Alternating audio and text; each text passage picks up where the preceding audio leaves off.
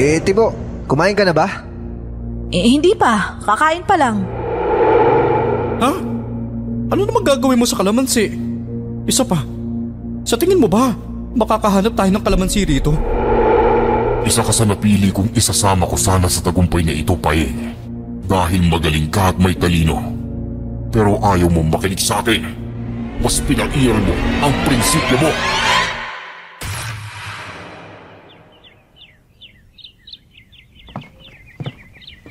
Lolo Paeng, nandito na po ako. Apo, nandiyan ka pala. Kanina pa kita iniintay. Sa ka ba galing? Lolo, pasensya na po kayo kung natagalan ako ha.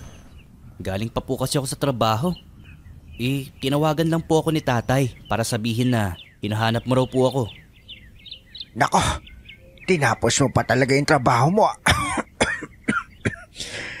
Paano na lang pagdating mo? Wala na pala ako. Lolo naman huwag niyo naman po akong paiyakin. Pagkatawag ni tatay, talagang dumiretso ako rito. Wala nga po akong pakialam sa supervisor namin Basta tumakbo na ako paalis ng trabaho. Talaga? Mabuti naman. Dahil wala na talaga akong oras. Lolo, dapat umabot man lang kayo ng 200 years old. Loko-loko ka talagang bata ka. Pagpahingahin mo na ako. Masyado na ako maraming pinagdaanan sa mundong ito. At kailangan ko na magpahinga. Siguradong hinihintay na ako ng lola mo. O sige lo, huwag na po kayo masyado magsalita. At baka mapagod pa po kayo. Ano po bang dahilan at pinatawag niyo po ako? Kunin mo ang tala-arawan ko sa may cabinet ko. Bakit po lo? Babasahin ko po ba ulit yung diary niyo tungkol sa paglaban niyo sa mga Hapon? Oo, pero hindi mo uulitin ang kwento ko na nabasa mo na. Basta't kunin mo na lang.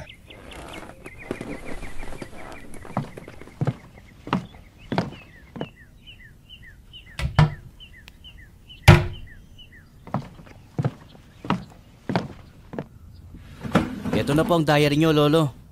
Saan po rito ang hindi ko pa nababasa? Buksan mo ang pinakadulo. Sa pinakalikod.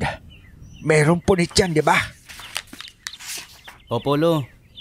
Nasaan po ang mga punit na pages nito? Nasa drawer ko. Kunin mo.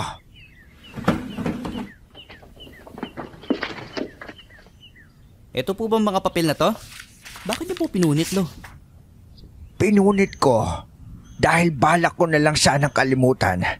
Ang lahat ng yan dahil yan yung pinakakarumal-dumal na naranasan ko noong mga panahon ng Hapon. Talaga ho? Oo, pero sa pagkakataong ito, gusto ko lang maalala ulit yung mga pangyayari bago ako yumao. Kaya basahin mo na yan, Rans. Kung ganun, aayusin ko po dito sa diary nyo at babasahin sa inyo. O sige, yun yung gusto ko. Tungkol saan po ba ito, Lolo? Tungkol ito sa mga nilalang na akala ng iba ay hindi totoo.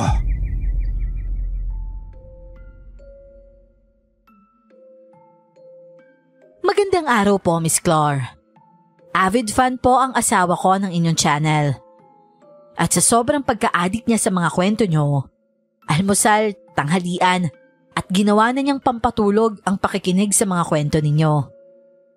Palagi niya akong pinipilit na magpasa ng kwento dito. Pero hindi ito kwento ko, kundi kwento ni Lolo. Kaya hindi na po ako magpapaligoy-ligoy pa. Ako po si Rans. At ito, ang kwento ng Lolo Paeng ko. Bago ko po simulan ng istorya, huwag kalimutang mag-subscribe bilang suporta sa ating channel. Mga walang ya talaga yung Hapones na yan. Wala namang ginagawa yung musmus ko kapatid Pero kinuha pa rin nila. Sigurado ako may gagawin silang hindi maganda kay Lolita. Mga walang iya talaga. Isipin mong 16 anyos lang si Lolita, pero dinakip nila. At sinabing kumakalaban kasi siya sa mga Hapon? Paano kinakalaban ni Lolita ang mga Hapon sa edad ng yun? Mga dahilan lamang nila yon. Dahilan na hindi makatarungan, Isko. Hindi ba't parte ng mga guerrilla yung Tio Ismael mo? Oo. At bakit mo naman yun natanong? Mas maigi siguro na sumama na tayo sa tiyo mo. Hindi na maganda yung mga nangyayari. Hindi na sila dumating dito para iligtas tayo sa Amerikano. Mga sinungaling na Hapones yan! Siguradong maging tayo. Gagawan din nila ng kasalanan at ikukulong. Lalo na't mga estudyante lamang tayo. Narinig ko merong silang nahuling estudyante. Pero kaya sila hinuli ay dahil nagpoprotesta sila. Hindi na natin alam ang likaw ng bitukan ng mga Hapones na yan. Paano kung gumagawa na lamang sila ng rason para dakipin? Ikulong at patayin niya mga Pilipino kagaya natin. Pero hindi madali ang maging isang guerrilla, Paeng. Mahirap para sa iyo ang desisyon na to. Dahil wala pa sa mga mahal mo ang kinuha at sinaktan ng mga Hapones. Pero kung maranasan mo yung nararanasan ko, sigurado ako hindi ka na magdadalawang isip. Paeng, hindi naman sa ganun pero gusto ko lamang maging maingat. Pwede ka mamatay kapag naging guerrilla ka. Mas mabuti na mamatay na may ginawa kaysa mamatay na lamang na naduduwag. Sinasabi mo bang duwag ako, Paeng? Hindi ko sinasabi yan. Kaya mabuti pa, ipaalam mo na sa tiyo mo na sasama ako sa kanila. Yan yung hinihiling ko, Isko. Pakiusap. Hayaan mo ko sumama sa iyong tiyo. Sige, kung yan talaga ang gusto mo, Paeng, hindi na kita mapipigilan pa. Nang ipaalam ni Isko sa kanyang tiyuhin na sasama ako sa grupo nila, hindi nagdalawang isip si Tiyo Ismael na isama ako. Sa kagustuhan kong mahanap ang nakababatang kapatid kong babae, sumama ako kay Tiyo Ismael at sa grupo nilang gerilya. Mga sibilyan kami na kumakalaban sa mga Hapones o kapwa mga Pilipino na kumakampi sa mga dayuhang nais sumakop sa bansa. Kasama ang mga magulang ko sa namatay nang magpasabog ng bomba ang masasamang dayuhang yon at nakatakas kami ni Lolita. Pero nang matuntun kami ng mga Hapones, kinuha nila bigla ang kapatid ko at ginawa ng dahilan. Nung araw na yon, abala ako sa pagtatrabaho pagkatapos ng klase ko sa eskwelahan, kaya hindi ko siya natulungan. Gabi na at nasa bagong kampo kami matapos kaming matunton ng mga sundalong Hapones. Kasalukuyan kong ginagamot ang sugat ng isa sa aming kasamahan na napuruhan ng bala pagkatapos niyang mabarel.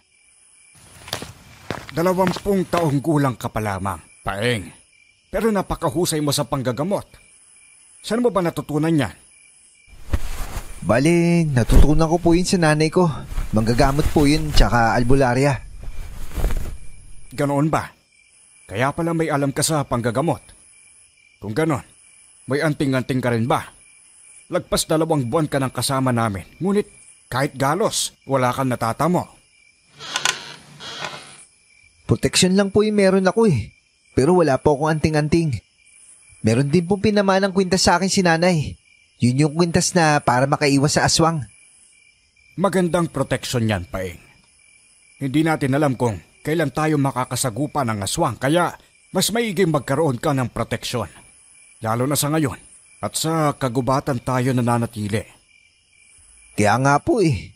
Parang nakita ni nanay yung mga mangyayari sa hinaharap na maninirahan ako sa kagubatan. Malay mo, Paeng. Baka nakikita na nga ng iyong ina na mangyayari ito. Eh, ang iyong ama, ano ang kanyang trabaho? Karaniwang magsasaka lang po, Tatang Bert. Pero yung sinasaka naman ho namin, lupain po namin. Kaya naman nung dumating yung mga Hapones na yun, sinakop nila yung lupa namin at ginawa nilang kampo. Napakasama talaga ng ugali nila. Ganyan din ang nangyari sa bahay ng pinakamayamang pamilya sa aming baryo. Kinuha ng mga Hapones ang kanilang bahay para gawing kampo. Sayang ang napakalaki nilang bahay. Ngayon nakikitira na lamang sila sa isang maliit na bahay ng kanilang kasambahay. Mga wala silang awa. Ang kaawa-awa kong kapatid, pakiramdam ko, gaya ng mga nababalitaan namin. Ginawa na siguro siyang parausan ng mga balahurang Hapones na yun. Mas masahol pa yon kaysa ang bugbugin at saktan. Sana lang ikinulong lamang ang iyong kapatid. Sana nga, Tatang Bert. Sana magdilang anghel ka. Sa loob ng 2 buwan na paghahanap kay Lolita, Hindi ko pa rin siya nakikita. Masakit yun para sa akin. At habang mas tumatagal, mas lalo akong kinakabahan na baka may nangyari na talagang masama sa kanya. Pero ang mas idinarasal ko na lang, sana lamang ibuhay pa siya. Habang nakahiga sa loob ng tent kung saan kami natutulog, inilabas ko ang kwintas kong ibinigay sa akin ni nanay para maging proteksyon. Ang sabi ni nanay, wag ko raw itong huhubarin kahit na kailan o kahit na ano pa ang mangyari. Bagay na magpasa hanggang ngayon hindi ko pa rin kinakalimutan. Isang albularya ang aking ina at marami na siyang nakalabang mga masasamang nilalang. Kasama na ang mga hindi nakikita at mga nakikita ng mga mata. Nagkaroon na rin siya ng kalabang aswang at engkanto. Kaya naman binigyan niya kaming magkapatid ng parehong proteksyon. Napaisip tuloy ako. Pinagmamasdan din kaya ng kapatid ko ang kwintas niya. Paeng! Paeng! Gumising ka riyan!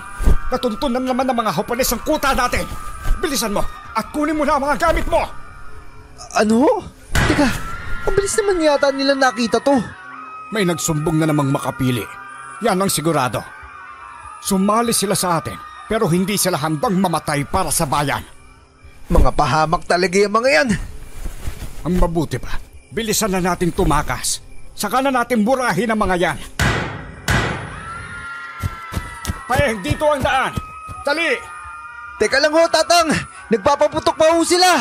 Baka matamaan po kayo. Tumapa ka! Dali! Mahabaging langit. Napakarami na namang namatay. Nalagasan na naman tayo ng maraming miyembro. Wala na tayong magagawa. Mas maiging isalba na lamang natin ang ating mga buhay. Tandang-tanda ko ang araw na yon. Napakaraming namatay dahil sa biglaang pagsugod ng mga Hapon sa aming kampo. 2 araw pa lamang nang mahanap namin yon, natuntun na kaagad kami. At ang masakla pa, marami ang namatay. Madaling araw kasi silang umatake, kaya walang handa ni isa sa amin. Mula sa lagpas 30 katao, nauwi kami sa 21. Siyam ang namatay sa biglaang pag-ataking yon. Pagod na ho ako, Tatang Bert. Tapos uhaw na rin ho ako. Huwag kang mag-alala. Pasasaan din at makakahanap din tayo ng puno ng niyog. Pwede natin pagkuhanan ng tubig yon. Hindi man lang tayo nakapagsalba ng kahit isang bote man lang ng tubig. Magagawan naman natin ang paraan ng tubig. Sa oras na makahanap tayo ng bagong kampo. Sa ngayon, tiisin na lang muna natin. Siya nga po pala. Si Isko ho, nasaan? Hindi ko pa siya nakikita. Baka nasa likuran. Teka lang ho, Tatang. Hanapin ko lang ho siya. Isko! Isko, pare! Pare, nasan ka? Paeng! Nandito ako! Diyos ko, ano nangyari sa binti mo? Natamaan ng bala. Pero ayos lang. At tatanggal naman na ni Tio Ismael ang bala kaya huwag ka na mag-alala. Tara, sigurado ako napakasakit yan. Naku, sinabi mo pa. Ito ang iniiwasan ko kaya ayaw ko sumama dito. Nagsisisi ka na ba na nagpapilit ka sa akin? Noong una, pero sa napagtanto ko na tama ka. Mas mabuti nang mamatay ng lumalaban kaysa walang ginagawa. Kaya kong tiisin ang sugat na ito. Gagaling din. Sana lang hindi sila biglang sumugod muli. Naku, sana nga. Halika na, aalalayan kita. Salamat pare. Sugatan din si Tio kaya hindi niya ako maalalayan. Sa tingin mo ba, hanggang kailan bago tayo makalaya sa mga dayuhan? Sa tingin ko, hindi ko rin alam. Pero naniniwala ako balang araw, makakalaya rin tayo. Paano kung hindi na natin maabutan ng balang araw na yon? Maaabutan ng susunod na henerasyon, Isko. Hindi man natin naranasan. Ang importante, merong mga buhay tayo na iligtas nang dahil sa pakikipaglaban natin. May hinaharap na naghihintay sa ating pagtatagumpay. Naniniwala ako dyan. Tumango ko si Isko at saka ngumiti sa akin. Halata sa ngiti niya na nasasaktan talaga siya sa sugat na kanyang natamo. Nawala tuloy ang pagkauhaw na nararamdaman ko. Ang isiping mas mahirap ang sitwasyon niya dahil sugatan siya. Mas mahirap kaysa sa pagkauhaw ko lang. Nagpatuloy kami sa paglalakad sa kagubatan. Nakakita kami ng puno ng buko, kagaya ng hula ni Tatang Bert. Pero kinakailangan pa namin yung akyatin at biyakin. Halos buong araw din ang ginugol namin sa paghahanap ng bagong mapagkukutahan hanggang sa malapit ng maggabi. Pahing, tignan mo pare! May usok na nanggagaling mula ron! Ang mabuti pa, titignan ko kung saan nanggagaling ang usok. Manatili lamang kayo rito. O sige, mag-iingat ka, Tatang. Hawak ang barel. Naglakad ng dahan-dahan si Tatang patungo sa direksyon kung saan nanggagaling ang usok. Ang amoy nun, para bang may niluluto. Tahimik na nakamasid lamang kami sa paligid. Nagbabantay kung may bigla na lamang sasalakay. Maya-maya pa, isang matandang babae ang bigla na lamang lumitaw sa kung saan. Sino kayo? At anong ginagawa ninyo sa aming baryo? Lola, pasensya na ho kayo. Hindi po kami masasamang tao. Hindi kayo masasamang tao pero bakit may dala kayong barel? Napadaan lang ho kami, Lola. May baryo pala rito sa kailaliman ng gubat? Shh! Huwis ko! Hindi tamang itanong yan ngayon. Paano kung... Paano kung ano? Paano kung mga kalaban din kami? Pasensya na ho kayo, Lola. Huhulaan ko. Mga gerilya kayo, hindi ba? Opo, Lola. Ang galing nyo naman pong manghula. Huwis ko! Marami na ang mga kagaya nyo na dumaan dito sa aming baryo para makihingi ng pagkain at inumin. At kung talagang mabubuting tao kayo, pumasok na muna kayo sa loob ng baryo namin at pakakainin namin kayo. Mukhang pagod at gutom na kayo eh.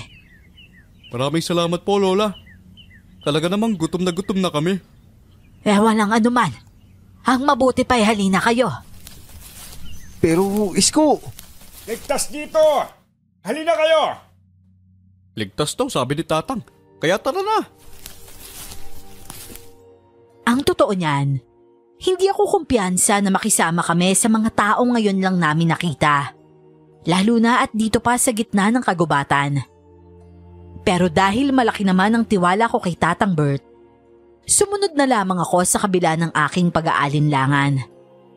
Pumasok kami sa maliit na baryong yon. Pagpasok namin, kaagad na sumalubong ang napakabangong amoy ng iniihaw na karne. Kaagad na kumalam ang sikmura ko. Kalahating araw na kasi kaming naglalakad ng naglalakad at tanging buko lang ang laman ng aming tiyan. Hindi ko maiwasang maglaway at hanapin ang direksyon kung saan sila nagluluto. Lola, matagal na po ba ang baryo nyo? Maliit po masyado. Parang maliit na komunidad lamang. Oo, matagal na ito. Mula pa nung nag-uumpisa pa lamang ang pananakop ng mga Kastila, nakatayo na ang baryo namin. Pero bihira lang ang nakakaalam dahil tago nga at sadyang nagtatago kami. Bakit ho? Dahil ayaw naming madamay sa gulo. Kung sa bagay, tama naman po kayo dyan. Ang mabuti pa mamaya na tayo magkwentuhan. Ipaghahain ko na kayo ng makakain. Naku, maraming salamat po, Lola. Baka maswerte yata tayo na nakatagpo tayo ng ganitong klaseng baryo. Kung nagtatago sila dito at maganda pa rin ang pamumuhay nila, ibig sabihin lang na pwede rin tayong magtago rito. Isko, mas mabuti siguro pagkatapos natin makakain. Umalis na kaagad tayo. Ha? Mukhang mababait pa naman ang mga tao nandito. At saka, mukhang mas ligtas. Mukha lang yun. Paano kung hindi? Wala pa nga. Masama na agad ang iniisip mo. Hindi na nagiging maganda ang epekto ng mga Hapones sa'yo, paring Paeng. Nawalan ka na ng tiwala sa kahit na sino. Oo, hindi na talaga maganda to. Tsaka tama ka. Wala na talaga ako, lalo na sa mga huling nangyari sa atin. Nakita mo yung nangyari, di ba? Maging ang sarili nating kakampi, pinili tayo ipagkanulo. Hindi mo sila masisisi. Alam mo kung gaano katindi ang parusa sa mga mahuhuling kumakalaban sa kanila. Handa ako mamatay para sa bayan. Kahit pahirapan nila ako't patayin sa huli, mas pipiliin ko yun. Huwag lang kayo ilaglag. Nasasabi mo yan sa ngayon dahil wala ka sa sitwasyon nila. Naniniwala ako na hindi kagaya ng makapili. Pipiliin kong wag isuplong ang mga kasamahan ko sa panahon ng kagipitan. Ang mga makapili po ay isang grupong Pilipino na kumakampi sa mga Hapones noong ikalawang digmaang pandaigdigan. Alam ko at ramdam ko na ang mga makapiling yon. Matapos nilang magsuplong ay papatayin din sila. Malupit ang mga Hapones. Wala silang awa. Kaya kung iniisip ng mga traidor na yon na hahayaan lang silang makalaya matapos nilang tumalikod sa kanilang mga kasamahan, pues nagkakamali sila. Sa liblib na baryong yon na kami nagpalipas ng gabi. Inakala kong sa susunod na araw, aalis din kami upang maghanap ng panibagong kuta. Pero ang pinuno naming si Tatang Bert, mukhang may ibang pinaplano. Tatang Bert, di po talaga maganda yung kutob ko na dito tayo mamalagi. Hindi naman natin kilala yung mga tao dito eh. Paeng, bawat taong pumapasok sa ating grupo, buong puso nating tinatanggap, basta't Pilipino at handang lumaban para sa bayan. Hindi natin iniisip kung sila ba ay mga espiya ng kaaway, binibigyan agad natin ng buong tiwala. Kaya ang isipin na hindi natin lubos na kilala ang mga taong nandito para dito tayo magtago. Parang maling isipin niya. Ang ibig mo bang sabihin, Tatang, handa ka magtiwala sa kahit na sino sa mga panahong to? Kung kailan napakaraming traidor? Hindi naman sa ganoon. Pero kapwa natin sila mga Pilipino. Sino bang dapat na magtulungan sa mga panahong ito, Paeng? Hindi mo ako maintindihan, Tatang Bert. Naintindihan ko naman yung pinupunto mo eh. Na dapat magtiwala tayo sa kapwa Pilipino natin. Pero nakita mo naman yung nangyari sa atin, di ba? Kaya mas mabuti na mag-ingat tayo.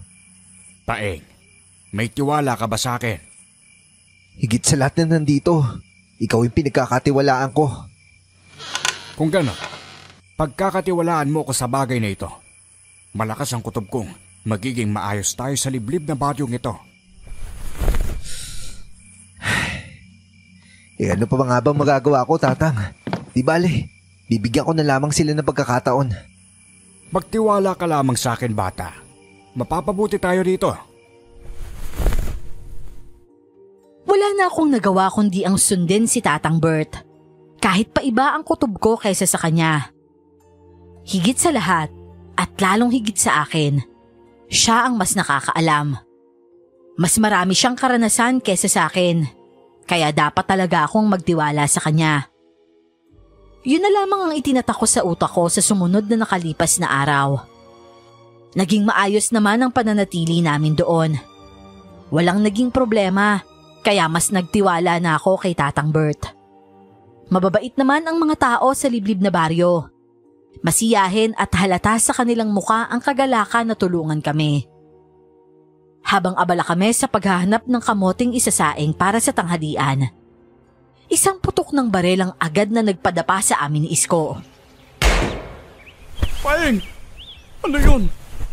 Malamang, putok ng baril. Narinig mo naman yun, di ba? Oo nga. Pero ang putok ng baril na yun, ang lakas. Hindi kaya natuntun na naman tayo ng mga Hapon? Kung ganun, ang maiging gawin ay puntahan natin sila at patayin para hindi sila makalapit sa bagong kuta at hindi sila makapagsuplong sa kanilang mga kasamahan. Isasapalaran natin ang ating mga buhay. Kung ayaw mo, ako na lang. Paeng, ano ba? Masisiraan ka naman ng bait. Isko, ayun sila oh. Tignan mo, yan ay mga sundalong Hapon. Nakarating na dito. Diyos por santo, napakatinik naman ng mga Hapones na yan. Kung anong liit ng kanilang mga batuta. Kaibahan sa talas ng kanilang pang-amoy at pakiramdam. Tunay kang walang pantay ang bigay ng Diyos. Ha? Paano mo na nalaman maliit yung batuta nila? Nakita kong sabay-sabay na umihi ang mga sundalong Hapones na yan. Ang liliit. Siguro kadaliri ko lamang. Siraulo ka talaga, Isko. Hindi yun yung tamang oras para pag-usapan natin yung nakakadiring usapin yan. Pero kung tama ang yung tinuturan, nakakadiri talaga sila. Ganun na nga kalit yung mga batuta nila. Pero may lakas pa sila ng loob ng gawa ng kahayupan yung ating mga kababaihan. Hindi bale, isipin na lamang natin. Hindi naman masyadong daramdaman ng mga kababaihan natin dahil sa liit ng kanilang kargada. Huwag ka magsalita ng ganyan, Isko. Kahit maliit pa yun o hindi masyadong nararamdaman, pambababoy pa rin yung ginagawa nila. Pasensya na pa, Eng. Hindi ko sinasadyang gawing biro. Ang mabuti pa, manood tayo sa gagawin ng mga lintik na Hapones na yan. Itinigil namin ni Isko ang usapan at saka nanood sa kung ano ang ginagawa ng mga sundalong Hapon. Ang mga Pilipinong nakasuot ng bayong sa ulo na siyang mga walangyang nagsuplong sa amin ay mga nakatali at nakahilerang nakaluhod sa lupa. Gamit ang barel, habang nakatalikod ay itinutok ng isang Hapones ang dulo ng barel sa likod ng ulo nito. Nagmamakaawa ang kapwa naming Pilipino, pero walang awang isa-isa silang pinatay matapos pakinabangan. Hayop pa, Eng. Napakahayop talaga ng mga Hapones na yan. Kailan pa ba sila hindi naging hayop, Isko? Tama yung hinala ko, di ba? Tunay ngang papatayin lang din sila ng mga Hapones. Oo nga, pare. Minsan, ang mga salita mo'y tila nagkakatotoo. Aminin mo nga, may sa demonyo ba ang dila mo? Wala, Isko. Demonyo lang talaga yung mga kalaban natin. Kaya asahan natin kung ano yung mga pinakamasamang maaari nilang gawin. Sasabihin ba natin kay Tatang Bert ang ating nakita? Malamang. Siya yung pinuno natin kaya mabuting sabihin na natin sa kanya yung lahat. Paano kung umalis na naman tayo at maglipat ng ibang kuta? Kung kinakailangan natin lumipat, bakit hindi? Ngunit maayos at palagay na ang loob ko sa mga taong nasa baryo. Mag-isip ka nga, Isko. Maigi na nga makaiwas sa mga Hapones na yan Kesa namang may mamatay pa sa ating grupo. Darating yung araw na maglalagas ang miyembro natin kung mawawalan tayo ng pag-iingat. Kung sa bagay, tama ka nga naman. Halika na, iparating na natin kay Tatang Bert yung tungkol dito. Sa totoo lang ay nanggagalaiti talaga ako sa galit. Pero hindi kami pwedeng sumugod. Bukod sa dalawa lang kami ni Isko, siguradong malalaman nila ang kuta namin kapag sumugod kami. Bitbit ang mga nabunot naming kamote. Bumalik na kami sa liblib na baryo. Kaagad naman naming nakasalubong si Tatang Bert. Oh, kamusta ang pagbubunot ng mga kamote? Kakaunti lang ang nakuha ninyo. Tatang Bert, hindi kami nakatuloy sa pagkuha ng kamote dahil nakita namin yung mga Hapones Ha? Saan nyo sila nakita? Doon din banda sa taniman ng kamote. Ano? Malapit lang yun dito Hindi ba kayo nasundan? Sigurado pong hindi, Tatang Bert.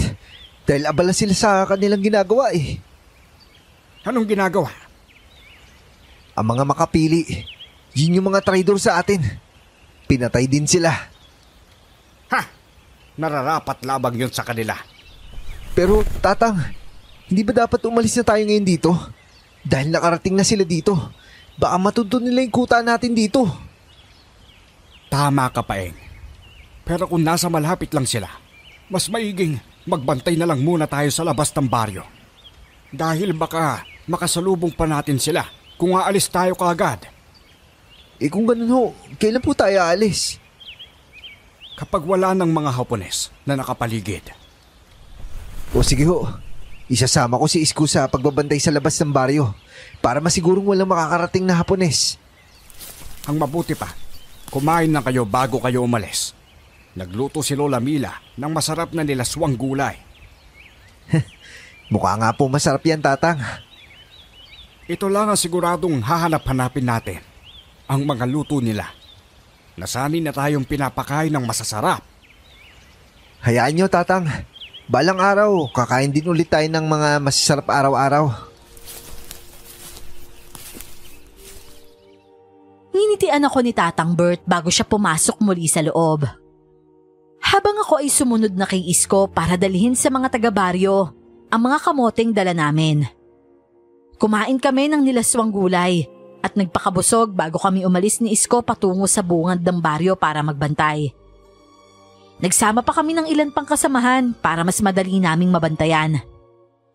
Pero pagdating ng kalagitnaan ng gabi, nakipagpalit kami ni Isko para makapagpahinga kami. Kinabukasan, pagkagising namin ay balak na rin sana naming pumalit. Pero isang kagimbal-gimbal na balita kaagad ang bumungad sa amin.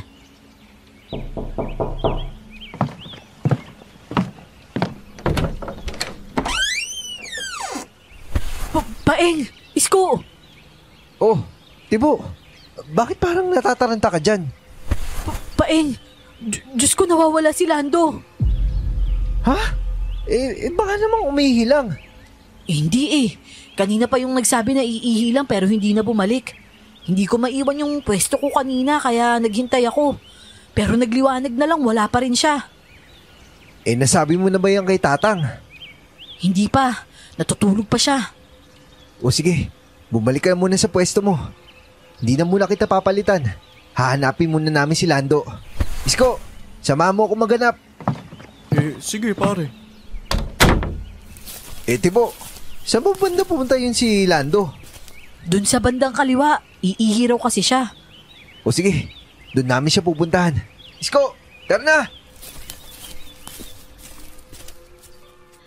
Agad naming pinuntahan ng direksyon kung saan ang itinuro ni Tibo. Habang naglalakad at hinahanap si Lando, tinatawag namin ang pangalan niya. Napapalayo na rin kami sa may baryo, hanggang sa may napansin kaming mga patak ng dugo. Sinundan namin yon, at halatang ilang oras pa lang ang nakalipas nang pumatak ang mga dugo dahil hindi pa ito lubusang natutuyo. Paeng, kinakabahan ako rito ha. Ako nga rin eh. Mukhang may mangyayaring hindi maganda. Teka, Paeng, teka lang. Tignan mo yun. Ha? Saan? Yun, sa bandang kanan. Diyos ko, kakulay yan ng suot ni Lando na sa lakot kagabi ha. Bago siya nakapagbalit sa atin. Tara, tignan natin. Teka, kailangan natin mag-ingat. Baka mamaya may nagmamasid pala sa atin. Magdahan-dahan lang tayo sa paglalakad. Marahan kaming naglakad habang nagmamanman sa paligid kung may kalaban ba. Pero wala naman. Ang tanging natagpuan namin, isang kamay sa may damuhan. Lalong tumindi ang kaba sa aking dibdib, lalo na nang lapitan namin yon. Gumimbal sa amin ang walang buhay na katawan ni Lando. Duguan ng kanyang muka at may tama ng bala sa kanyang noo. Diyos ko po. Isko, tama ba yung nakikita ko? Si Lando to? Hindi pa malabo ang mga mata mo, Paeng. Hapones kaya ang gumawa nito sa kanya? Pero kung Hapones, malamang dapat alam nila yung kuta natin. Umihilang daw si Lando eh. Paano nakarating dito yung bangkay niya? Kung ganun, sinasabi mo bang isa sa mga kasamahan natin? Ayoko mambintang, Isko. Pero tignan mo, walang dugo yung puno. Talagang dinala lang siya dito matapos patayin. Oo nga, tama ka, Paeng. Anong gagawin natin ngayon? Wala na tayong magagawa kundi kunin yung bangkay niya at ilibing. Ipaalam din natin yung tungkol dito kay Tatang Bert. Baka meron siyang ideya sa pangyayaring ito. Mabuti pa nga, kesa mag-espekula pa tayo ng kung ano-ano.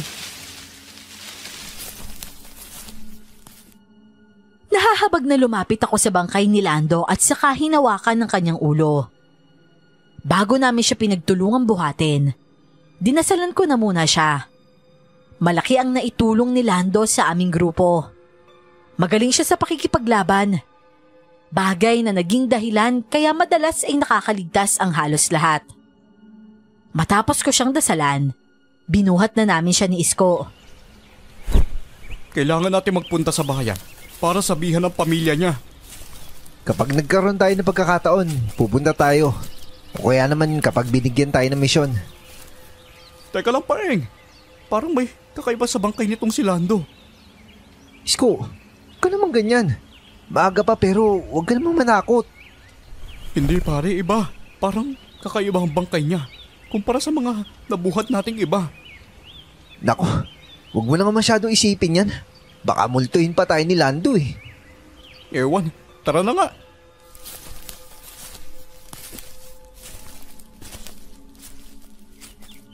Lando? Paing, Isko!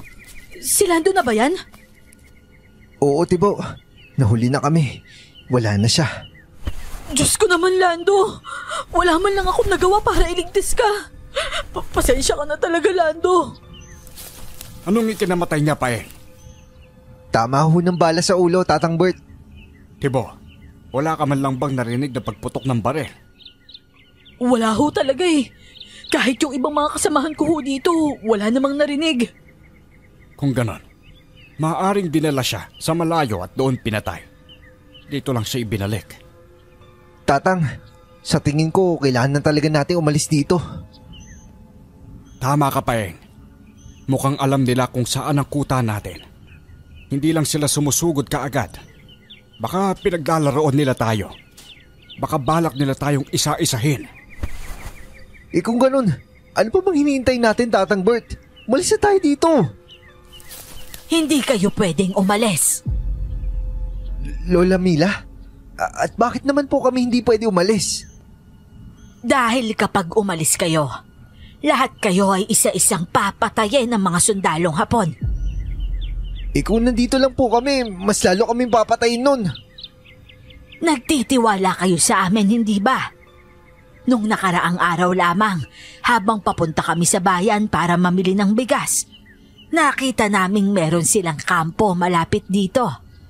Bago yun at nabigla talaga kami. Kaya kailangan nyo na munang maghanda bago kayo tuluyang umalis. Ang ibig nyo bang sabihin, alam nila na dito kami nagkukuta? Mukhang hindi. Mukhang nakikita lang nila kayo pa isa-isa. Pababa ang liblib na baryo namin at napapalibutan ng mga nagtataasang puno. At kung hindi sila lalapit ng husto, hindi nila malalamang may baryo pala dito. Kung ganon, Paeng, bago tayo umalis, kailangan paalisin na muna natin ang mga Hapones. Paalisin ho? Paano naman natin sila paalisin? Sa pagkakataong ito, tayo naman ang susugod sa kanila. Ha? Pero Tatang, konti na lamang yung miyembro natin. Mahirapan po tayo makipaglaban. Hindi naman tayo susugod roon nang hindi nag-iisip, Paeng. Pagpaplanuhan ng lahat bago tayo sumugod. Sigurado ho ba talaga kayo, Tatang? Siguradong sigurado. Siya nga pala, ilibig nyo na itong si Lando.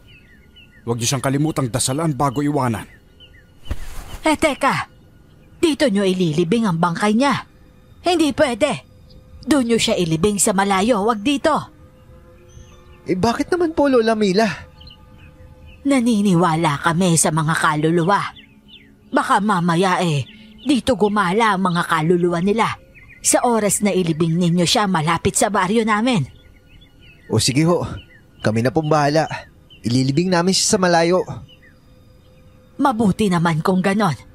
Umalis na kayo at ilibing siya bago pa kayo maabutan ng katirikan ng araw. O sige ho, Aling Mila. Sinunod namin si Lola Mila na dalhin ng bangkay ni Lando sa malayo. Mabuti na lamang, hindi kami nakasalubong ng mga Hapones, kaya nagawa namin ng maayos ang paglilibing. Pero sa kalagitnaan ng pagtatabo namin ng lupa, biglang may naalala si Isko. Alam ko na! Buisit ka naman. Ako ba naman, Isko? Atakihin ako sa puso dahil sa iyo eh. Pasensya ka na, Paeng. Kanina ko pa talaga inisip kung ano bang kakaiba sa bangkay nitong si Lando. Ngayon ko lang napagtanto kung ano yung kakaibang sinasabi ko sa'yo. Oh, ano na ngayon yung kakaibang sasabihin mo? Magaan siya. Magaan? Teka nga lang. Di ba marami tayo na ilibing ng mga kasamahan natin? Pero hindi naman sila kasing gaan ni Lando, di ba? Mabigat pa nga yun tapos ang hirap bitbitin. Pero itong katawan ni Lando, talagang magaan. Yun na nga talagang napapansin ko, Paeng. Kanina pa natin siya buhat. nakarating at nakaalis na nga tayo sa baryo pero para lang tayo nagbibitbit ng 1 kilo. Parang napaka-imposible naman yata. Oo, lalo na't napakalaki ng katawan nitong si Lando. Ano kaya ang dahilan kung bakit magaan ang katawan niya? Gusto mo bang hukayin natin para malaman? Diyos ko, wag na. Hindi ko lang talaga may iwasang mapaisip. Di bali na. Halika na. At tapos na tayo dito. Nagugutom na ako dahil hindi tayo nag-almusal eh. Huwag mo na masyadong isipin yung bagay na yon. Sige na nga. Ako rin. Kumakalam na ang sikmura. Dinasalan at pinasalamatan na muna namin si Lando bago iniwan doon. Sa dami ng mga kasamahan namin ang namatay dahil sa biglaang pagsugod ng mga Hapones. Tila nasanay na kami. Ang iniisip ko lang na siguradong magpapahirap sa akin ay kung ang mga malalapit sa akin ang mamatay.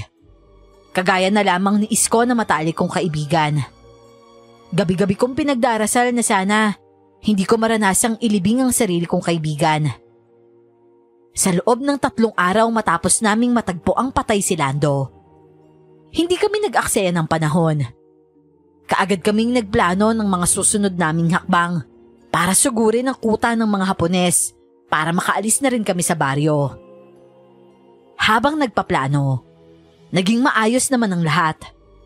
Walang kahit na anong banta mula sa mga Hapones. Pero ang tila mapayapang mga araw na walang kahit anong panunugod o pagkamatay ng isa sa aming mga miyembro, may katapusan din. Gabi habang abala kami sa pag-aayos ng mga kinakailangang gamit para sa binabalak naming pagsugod bukas, biglang napahinto si Tibo sa pagpupunas ng kanyang baril at saka siya nagtanong.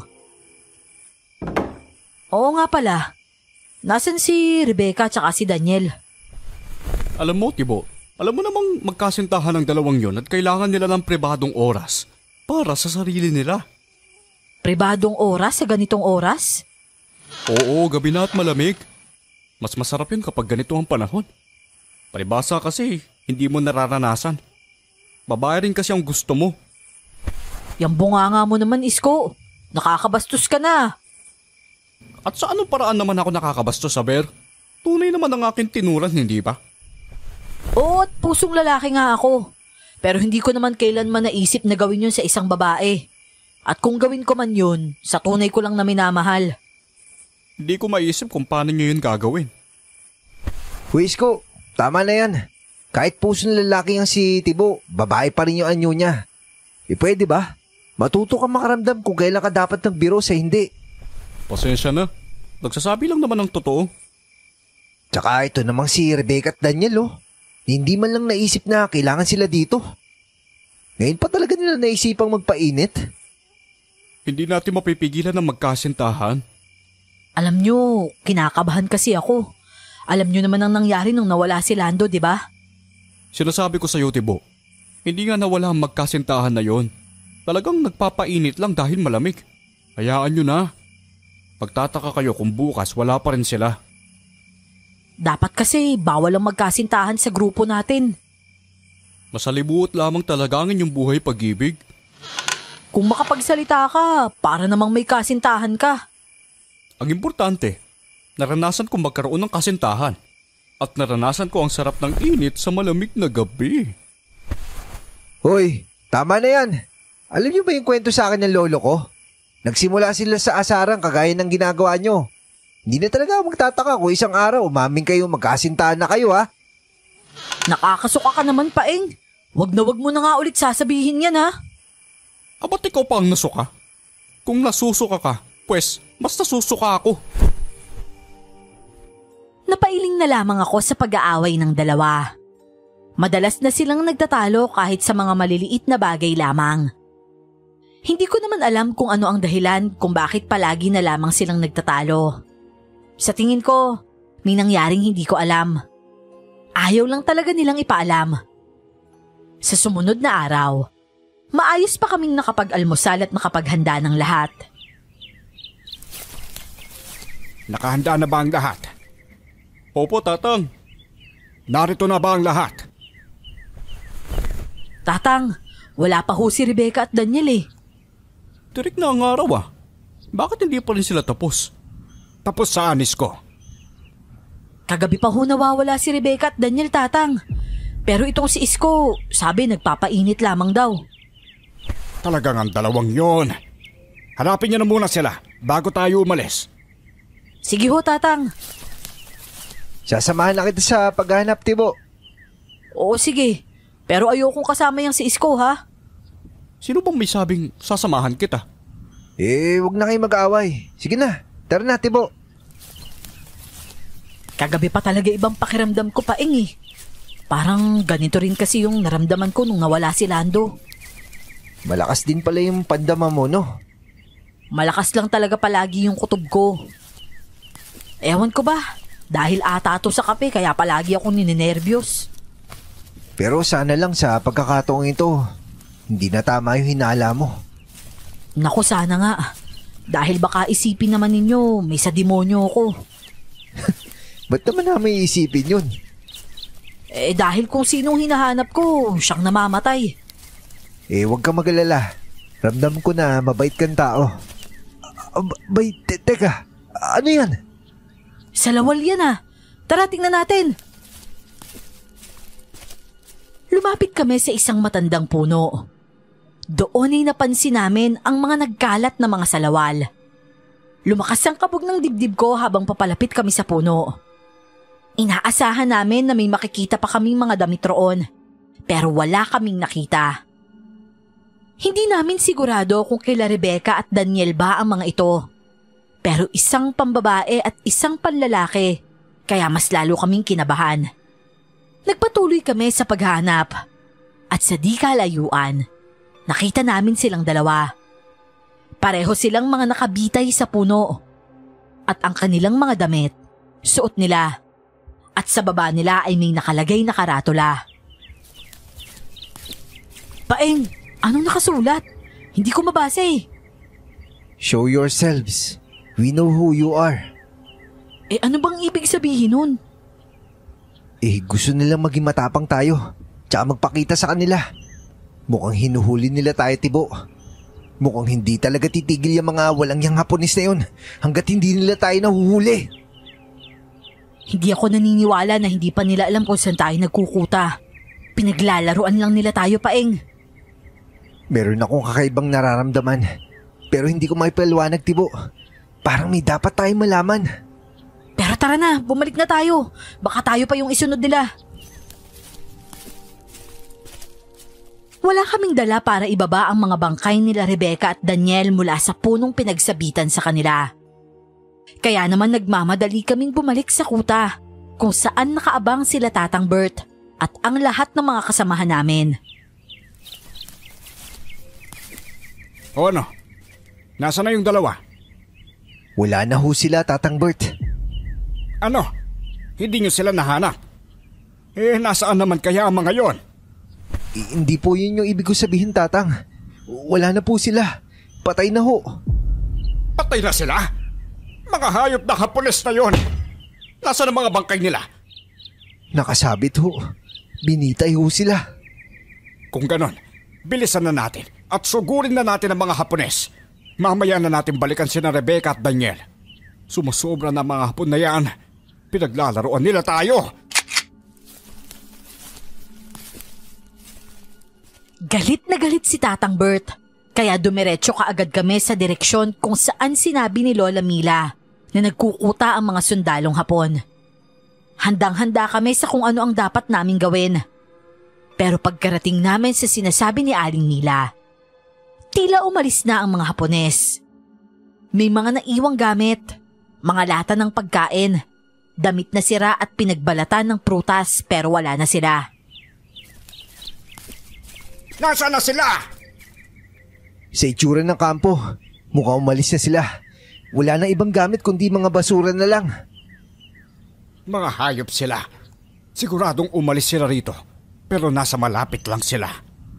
Tatang, paano kaya kung hindi pala sundalong Hapones yung kaaway natin? Ano? Paano hindi sila? Kung ganon, sino? Hindi ko rin po alam, Tatang. Napapaisip ako eh. Kung mga sundalong Hapon yung pumapatay sa mga kasamahan natin, bakit hindi pa nila tayo sabay-sabay napatayin? At bakit parang pinaglalaro pa nila tayo? Sigurado akong ang mga Hapones lang ang papatay sa atin. Pero nagawa na natin magbantay sa labas ng baryo. Pero wala pa rin tayong nahuhuli. Sinasabi mo bang may traidor tayong kasamahan na gumagawa nito? Hindi imposible, Tatang, di ba?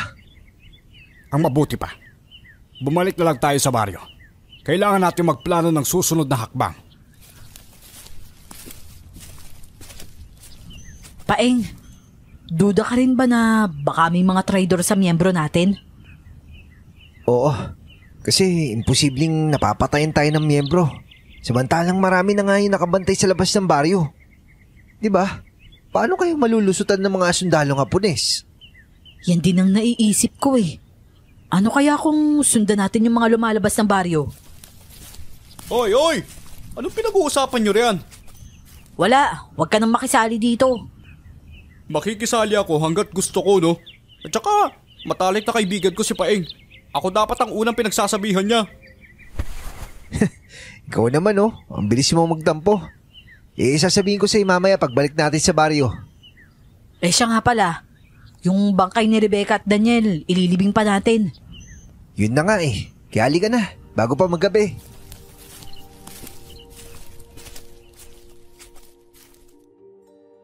Sumunod na kami sa mga kasamahan namin at bumalik na nga sa may baryo.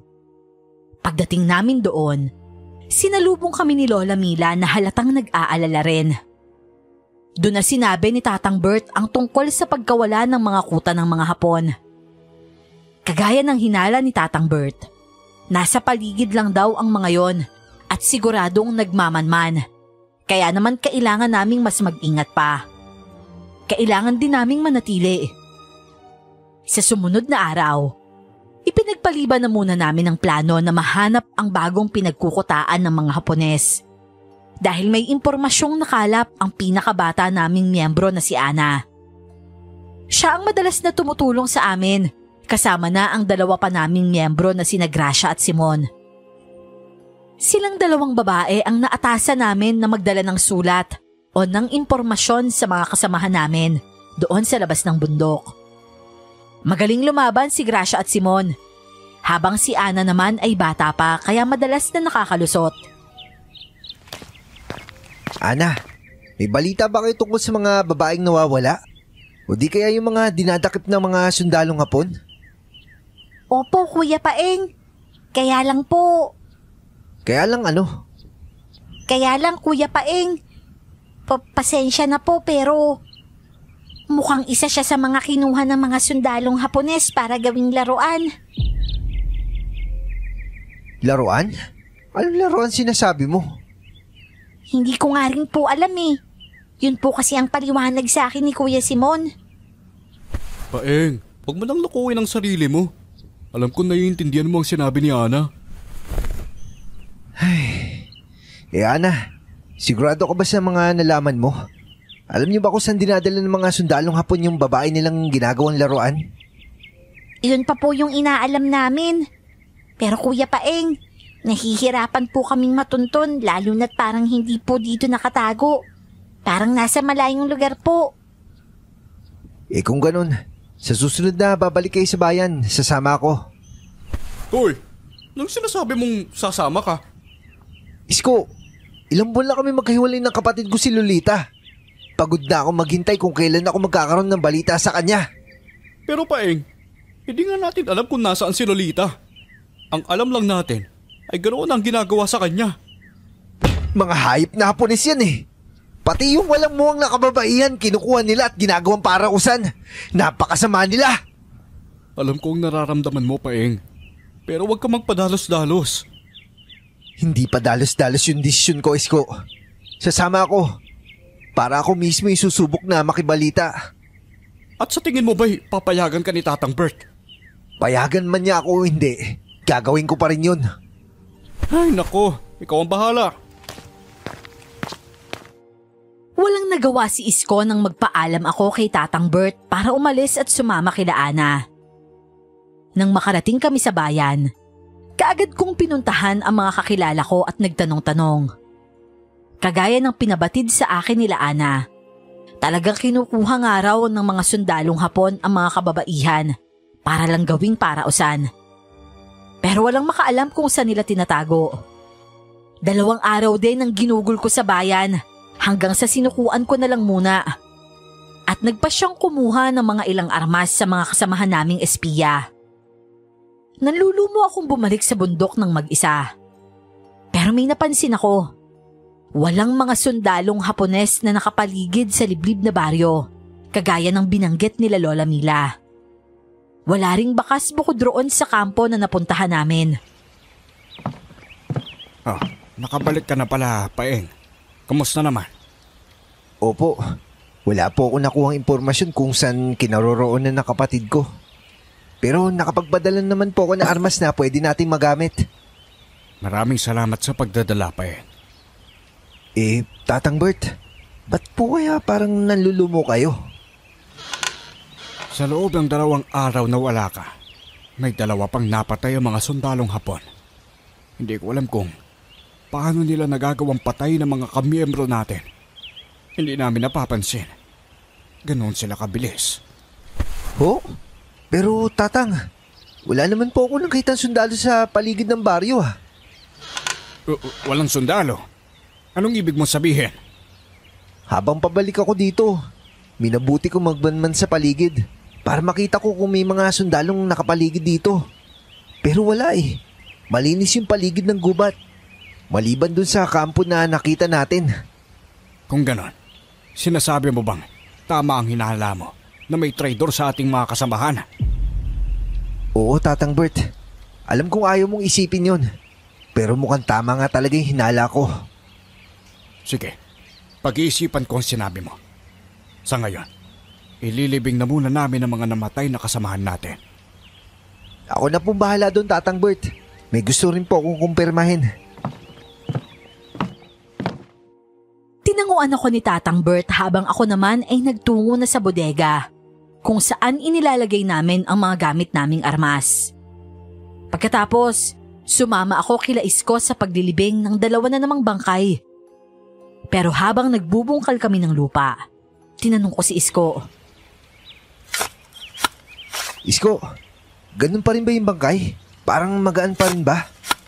Oo pare, ganun pa rin. Hindi ko alam kung gumagaan ba talaga o nasanay lang tayo sa pagbubuhat ng mga bangkay. Kung ganun, may susubukan na akong tignan. Anong titignan mo? Basta, halika. Tignan natin yung mga bangkay. Diyos ko naman paring Paeng. Ano na naman bang nasa isip mong gawin? Susuriin natin yung bangkay kung may kakaiba. Hindi ba nakakadiri? Gusto ko lang punan yung kuryosidad ko, Isko. Sige. Tara, tignan natin. Binitiwan namin ang mga pala at kaagad na pinuntahan ang mga bangkay na nakahiga pa sa tabi ng binungkal naming lupa.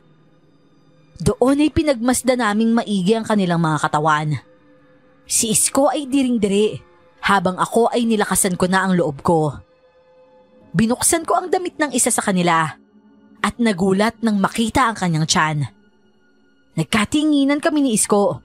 Parehong gulat ang mga mata. May tahi? May naalala ka bang naoperahan siya?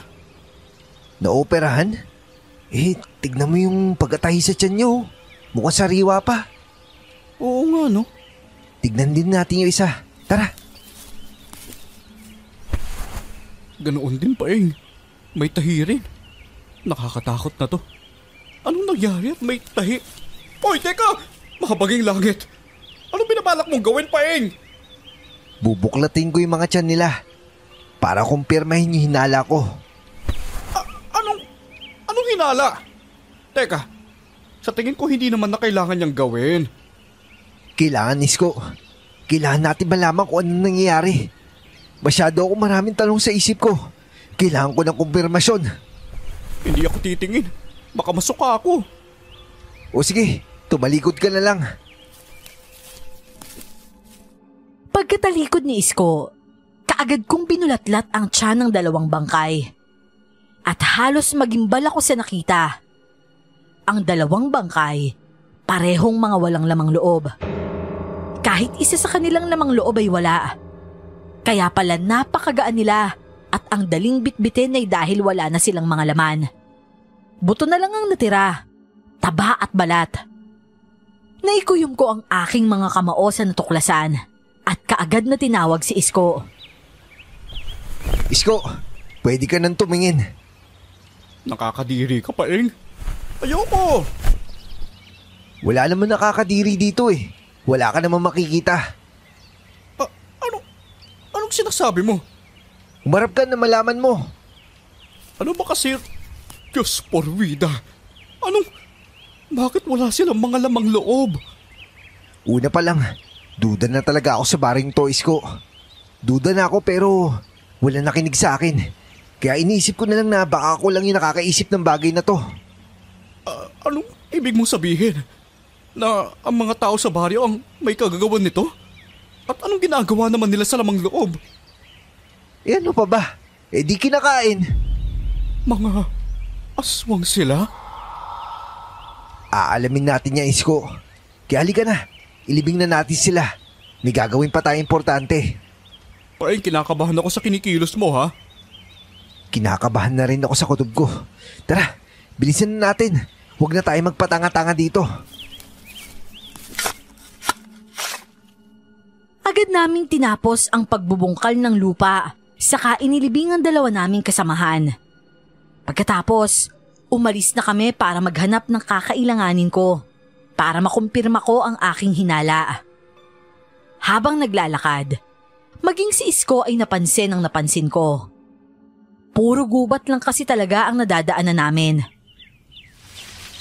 Ano ba talagang hinahanap natin, Paeng? Naghahanap ako ng taniman ng kalamansi. Ha? Ano naman gagawin mo sa kalamansi? Isa pa, sa tingin mo ba, makakahanap tayo ng kalamansi rito? Magtiwala lang tayo makakahanap tayo, Isko. Ikaw naman, oh. Masyado kang negatibo kung mag-isip. Hindi naman sa ganon. Sadyang nakakapagod lang din kasi maghanap. Eh kung gusto mo magpahinga at bumalik na, wala namang problema sa akin yon. Ayoko nga. Baka may makasalubong pa akong mga sundalo. Eh anong gusto mo? Sabay tayo makita? Kung mahuhuli na lang din ako, damay-damay ka na rin. Mas mabuting mamatay tayo ng sabay. Diyos ko naman, Isko. Kung ano naman sinasabi mo eh. Masyado ka na kasing seryoso eh. Eh teka, ano ba kasing gagawin mo sa mga kalamansi? Ipapatak natin to sa pagkaing hinahain ng mga taga-baryo sa atin. Kalamansi? Eh, bakit kalamansi? Nakalimutan mo na ba? Yung nanay ko isang albularya. Tsaka maalam ako sa ganitong bagay. Ang kalamansi ay ginagamit para malaman kung totoong karne ba ng hayop yung nasa harap natin o hindi. Hindi ko pa rin maintindihan pa eh. Huwag mo na lang intindihin. Mamaya pagdating natin sa baryo, susubukan kaagad natin. Hindi ba delikado itong ginagawa natin? Mas delikado kapag tama ang hinala ko. Pero pilit kong hindi pinapansin dahil sa takot. Minana mo talaga ang tapang ng iyong ina. Hanga ako sa'yo. Pero ang tapang na yan, naniniwala rin ako na yan ang magpapahamak sa'yo. Kaya huwag ka masyadong matapang, Paeng. Ang pagiging matapang nilalagay din sa lugar, Isko. Alam ko naman kung kailan dapat ilabas yung katapangan ko o hindi eh. Oo na. Sana lang eh, tama ang desisyon mo. Susuportahan naman kita sa kahit anong desisyon mo. Kaya huwag ka mag-alala. Tinanguan ko na lamang si Isko saka kami nagpatuloy sa paghahanap ng tanim na kalamansi. Hindi naging madali ang paghahanap. Nakahanap lang kami sa malayo kung saan malapit na kami sa dati naming pinagkutahan. Maging doon, wala na ring mga sundalong Hapon. Kaya sino bang hindi kukutuban? Ayun, may kalamansi! Oo, sa wakas nakahanap din tayo. Bilisan na natin. Papalubog na ang araw.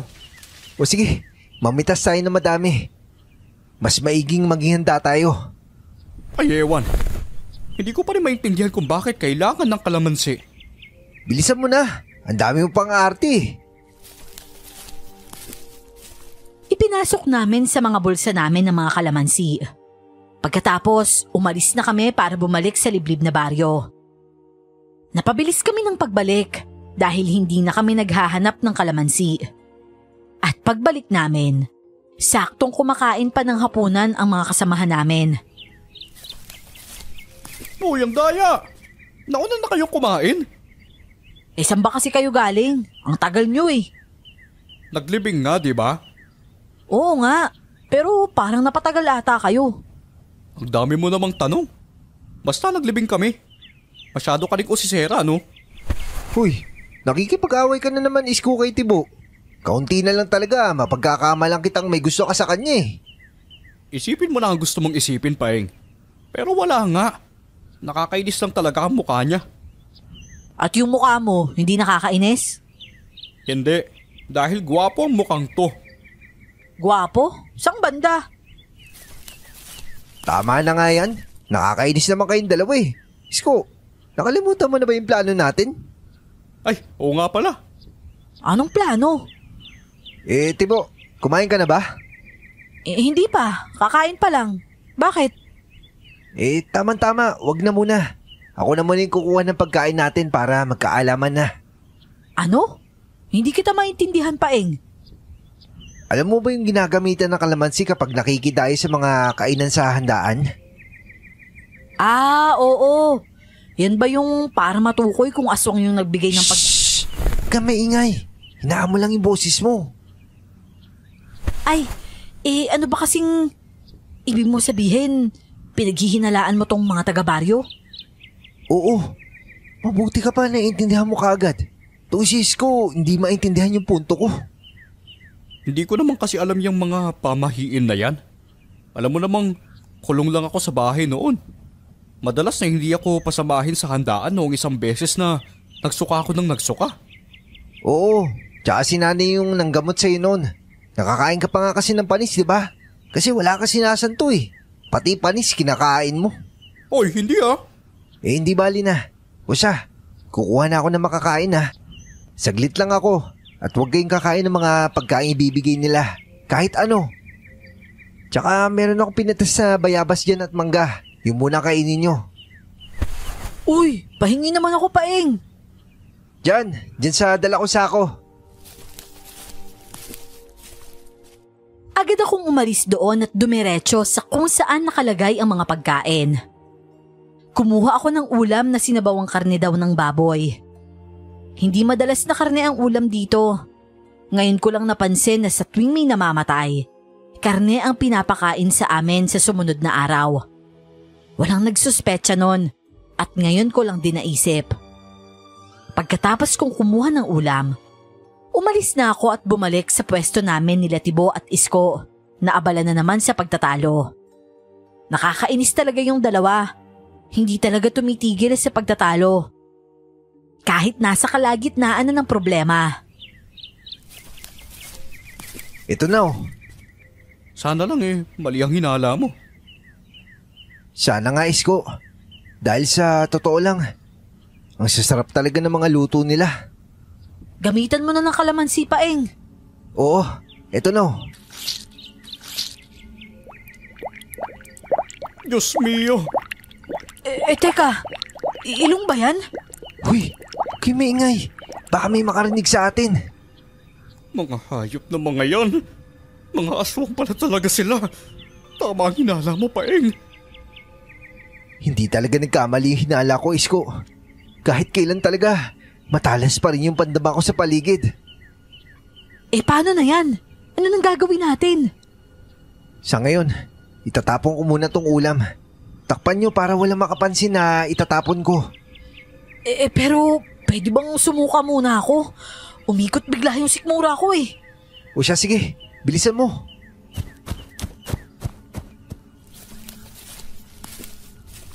O Paeng, kumusta na ang paghahanap mo sa kapatid mo? Lola Mila, ayun ho. Wala pa rin ho akong nasasagap na impormasyon kung nasaan siya. Ganun ba? Nakakaawa naman ng kapatid mo kung ganun. Teka Isko, bakit hindi ka pa kumakain? Kumain na po ako, Lola Mila. Hindi kita nakitang sumandok sa kaldero. Ang totoo po niyan, etong bayabas na lang muna po ang kakainin ko dahil wala po talaga akong gana. Alam niyo na ho, naglibing kami kanina. Ganun ba? Basta't kumuha ka ng pagkain mamaya kapag nagutom ka. Baka mapanis yon kung hindi mauubos ka agad. Opo, kakuha po ako. Maraming salamat, Lola Mila. O siya, iwan ko na kayo at asikasuhin ko na muna ang aking mga labahan. Pigilhin na ngayon ah. O siya, huwag na muna tayo magpapahalata na alam nating aswang sila ha. Paano? Sasabihan natin sila Tatang Bert tungkol dito para maiwasan nilang kumain ng mga pagkain galing sa kanila. O sige, ako magsasabi roon sa mga kasamahan natin habang ikaw na ang magsabi kay Tatang Bert. O sige, tara na. Pero pagkatayo namin, nagulat kami nang biglang nagsukahan ang ilan sa aming mga kasamahan. Nagmamadali namin silang dinaluhan at kasabay nun ay pareho kaming nagkatinginan ni Isko. Mukhang hindi na maganda ito. Mukhang ang mga miyembro ng grupo namin ay pare-parehong nayanggaw. Nagmamadali akong pumasok sa tent kung saan naglalagi si Tatang Bert at nakahinga ng maluwag nang makitang hindi pa ito kumakain. May kinausap pa siyang kasamahan namin. Tatang Bert! Tatang Bert, yung kasamahan po natin! Bakit? Anong nangyari? Tatang, nagsusuka po silang lahat. Ano? Teka lang. Halika't puntaan natin. Teka ho, Tatang Bert. May kailangan po kayo malaman. Ano? May mas mahalaga pa ba kaysa sa kalusugan ng mga kasamahan natin? Mamaya mo na sabihin yan. Pero Tatang, kailangan mo malaman na. Mamaya na tayo mag-usap, Paeng. Paeng, ano nangyari dito? Sumuko lang ako saglit pagkatapos ganito na yung nangyari.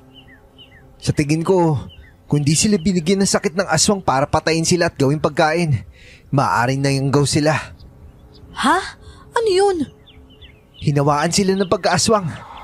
Ano? Pero anong gagawin natin kung mahahawa sila? Kailangan natin silang pigilan. Kailangan natin sila iligtas. Nasabi mo na ba ang tungkol dito kay Tatang Bert? Yun na nga eh. Ayaw niya makinig sa akin. Mamaya na raw kami mag-usap. Mabuti pa. Tingnan na muna natin kung sino yung mga nasa maayos pang kalagayan para mabalaan na agad natin sila. Oo. Wala na tayong ibang paraan. Kahit na dapat ay sasabihin ko na kay Tatang Bert ang nalaman ko. Naghintay akong magkaroon siya ng oras para sa akin. Pero inabot na yun ng gabi. Halos ayaw pa rin niya akong kausapin nun. Ang totoo, naiinis na ako at nagdududa sa leader namin.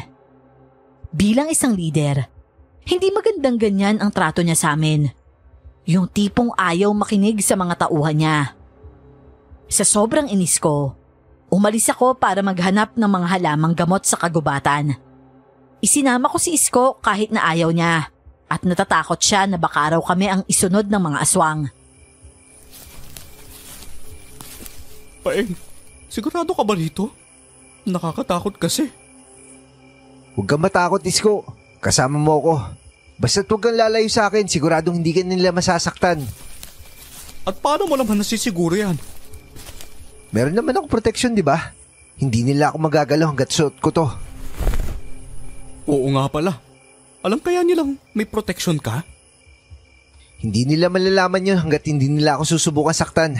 Yan yun nasisiguro ko sa'yo, Isko. Hindi tayo nagpaalam kay Tatang Bert. Baka makagalitan tayo sa oras na bumalik tayo. Hayaan mo siya magalit. Hindi ako natatakot sa galit niya. Ba't tila sumasobra na yata ang pagiging matapang mo ngayon, Paeng? Sadyang naiinis lang talaga ako sa ating leader. Parang binabaliwala niya yung mga sinasabi ko. Sinabi ko na nga sa kanya na anak ako ni sa albularye at meron ako alam sa ganitong bagay. Pero wala lang yun sa kanya. Habang tumatagal, hindi na siya nakikinig sa iba. Sarili lamang niya yung kanyang pinapakinggan. Tama ka, Paeng. Alam mo, isa pa sa napansin ko sa kanya, masyado siyang nagpapaniwala sa mga taga-baryo. Bawat sabihin nila sumusunod siya. Oo, maaaring nainggaw na siya na hindi natin nalalaman. Sa tingin mo? Hindi ako sigurado. Kaya halika na. Madilim na at kailangan natin bilisan. Habang naglalakad sa kadiliman ng kagubatan, nakakuha naman kami ng ilang halamang gamot na kakailanganin ko para sa paggawa ng pampasuka ng mga kinain nila. Alam ko na may suka naman kaming dala. Kailangan ko na lang ng ibang sangkap. Alam ko ang ilan sa mga yon dahil nakikita ko si nanay kapag gumagawa siya. Tanda ko pa ang lahat ng itinuro niya sa akin kahit na 13 gulang pa lamang ako ng mga panahong yon. Nang makumpleto na namin ang mga kailangan, babalik na sana kami pero kaagad kong hinatak si Isko nang may marinig akong nag-uusap. Bakit ba? Lola, sigurado po ba kayong nakapamili kayo sa kanila ng mabuti kung sinong gagawin natin kalahi at kung sino yung kakainin natin? Abay, syempre naman na po. Hindi pa ako nagkakamali sa pamimili mula pa noon. Sige ho, Lola. May tiwala naman po ako sa inyo eh. Kaya lang, may nararamdaman akong isa sa kanila na may lahing albularyo. Hindi ko lamang matukoy kung sino sa kanila dahil siguradong may proteksyon siya. Proteksyon ho? Oo. Proteksyon ng mga albularyo lamang ang kayang magbigay. Kung may alamang batang yon tungkol sa panggagamot at mga gaya nating aswang malilintikan tayo. Kaya magpatulong ka sa mga kasamahan natin. Hanapin niyo kung sino sa kanila ang may lahing albularyo at agad ninyong idispatcha. Oo, sige ho, Lola. Masusunod po yan. Tama ka nga, Paeng. Talagang mga aswang nga mga taga-baryo. Sabi ko sa iyo iba talaga yung kutob ko dito simula nang makadating tayo dito. Hindi nga talaga nagkakamali ang kutob mo, Paeng. Paano yan? Anong gagawin natin? Paano kung patayin nila tayo? Isa pa, narinig mo yan, di ba? Alam nilang may isang may lahing albularyo. Kailangan natin mag-ingat at kumilos na parang walang alam. Dahil sa oras na malaman nilang may lahi akong albularyo, baka kung ano yung gawin nila sa akin. Di pa naman ako eksperto sa pagiging albularyo. May alam lang ako, pero hindi ako kasing galing ng nanay ko. Umalis na ba sila? Tara na, bumalik na tayo sa baryo para maggamot mo na sila. Sige, tara na. Bumalik na nga kami sa may baryo. Kaagad kong ginawa ang pampasuka ng mga kinain nila. Kumuha ako ng suka at pampaanghang na sili. Saka ko nilagay ang iba pang mabisang sangkap na ginagamit din ni nanay. Una kong pinainom ang isang babae naming kasamahan. At nang isinuka niya at nakita niya kung ano ang laman ng kanyang tiyan, laking gulat niya. Sinabihan ko agad siya na huwag ipapaalam sa kahit na sino na gumanda na ang kanyang pakiramdam at kung ano ang mga isinuka niya. Ganun ang ginawa namin nila Isko at Tibo sa mga naapektuhan. Sa takot nila na makain sila ng mga aswang, sumunod rin naman sila sa amin.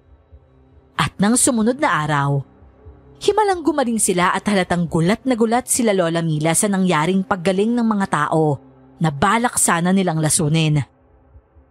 Habang abala ang lahat sa kanika nilang gawain, patago akong sumilip sa butas sa kusina kung saan bawal kaming pumasok.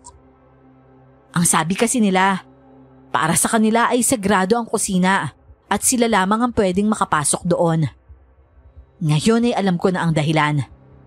Yon ay dahil ayaw nilang malaman namin kung ano ang pinapakain nila sa amin.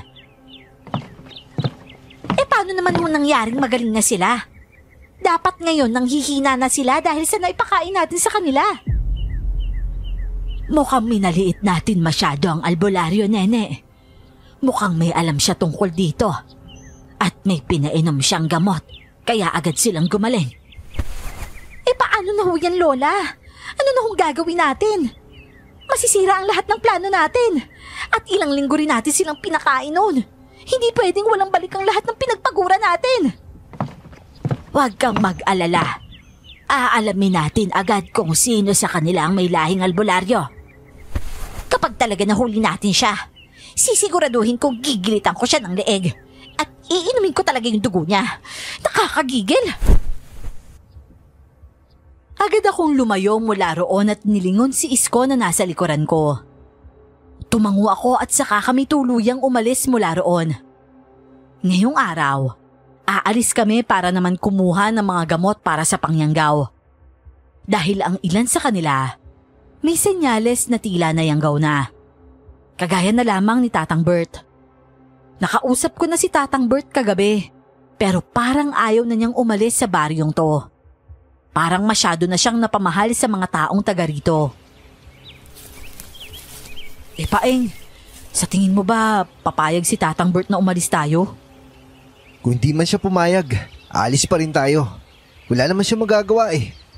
Basta't walang magsasabi na maghahanap tayo ng gamot sa Nayanggaw. Oo naman, maaasahan mo ako tungkol dyan. Ewan ko lang dito kay Isko. Hoy, bakit ako? Sigurado naman akong hindi ako magsasalita. Matagal na kaming matalik na magkaibigan ni Isko.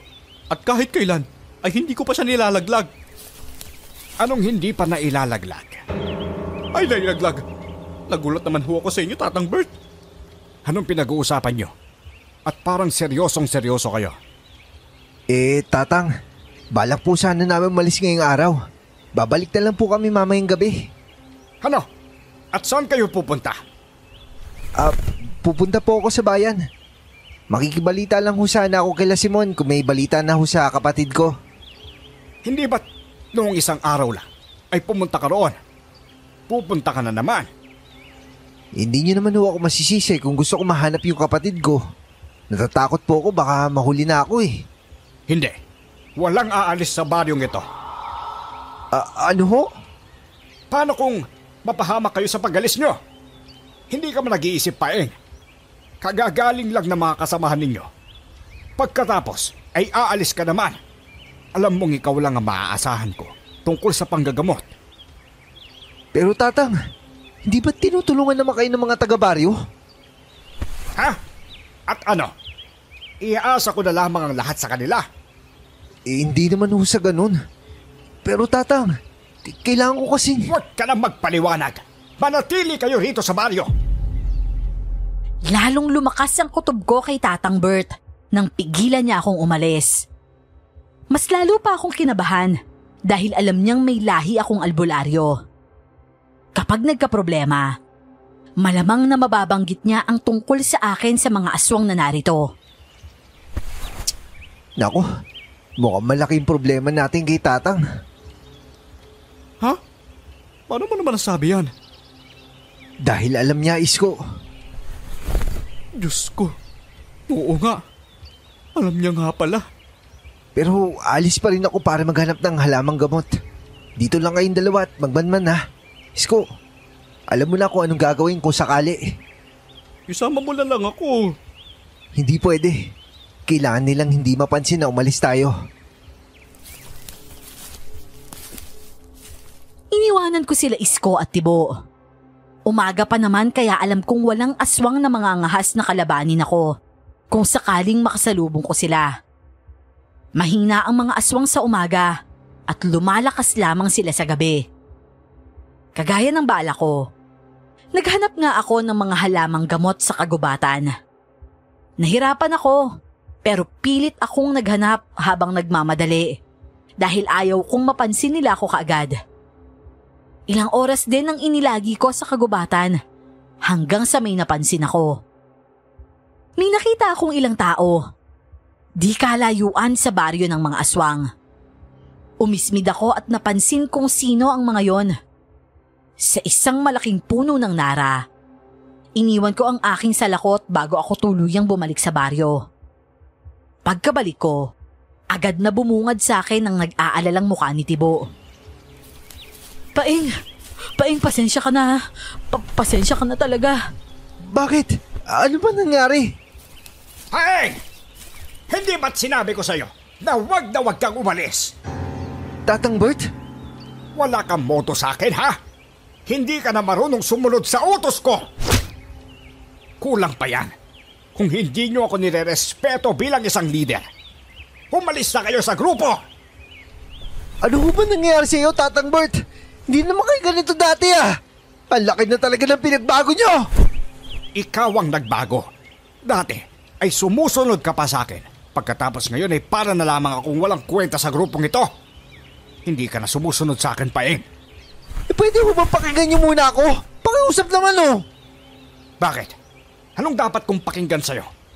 Ang mabuti pa, para hindi ka na umalis ng umalis dito sa baryo, ikukulong ka na lang. Pero Tatang Bert, mali ho yatang ikulong siya. At bakit? Gusto mo bang sumama sa matalik mong kaibigan, ha? Hindi naman po sa ganun pero... Hayaan mo ikulong niya ako, Isko. Wala na akong pakialam dahil iba na talaga siya. Hindi na siya yung dating leader. Nilamon na yung utak niya ng mga mapanlinlang ng mga tao dito sa baryo. Anong sinasabi mo? Isko, hayaan mo na siya ikulong ako. Pero Paeng, Ikulong nyo yan sa loob.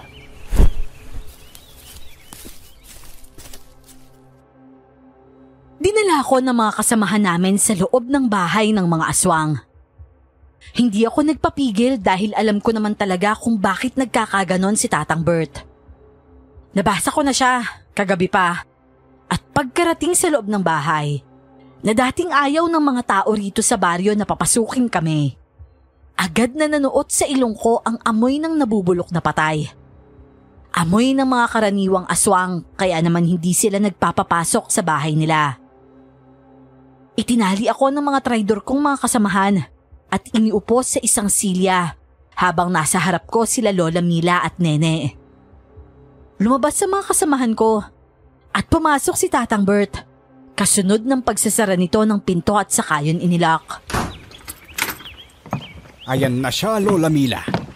Gawin nyo na ang lahat ng gusto nyong gawin sa kanya. Magaling, Bert. Una pa lang alam ko na talagang magiging mabuti kang kasapi ng aming miyembro. Alam kong magaling ka at siguradong magagamit mo ang kapangyarihan na handog namin sa iyo pagkatapos ng lahat ng ito. Kapangyarihan? Kapangyarihan bang kumain ng laman ng tao? Bakit parang hindi ka na nabigla na kumakain sila ng laman ng tao? Alam ko na, Tatang Bert. Alam mo, anak ako na albularyo. Pero hindi mo man lang naisip yon. Minaliit natin siya. Akala natin ay simpleng panggagamot lang ang kaya niyang gawin. Ganoon ba? Mukhang magaling ka, Paeng. Alam mo, Paeng, makakatulong din naman sa bansa natin ang pag-anib ko sa mga aswang.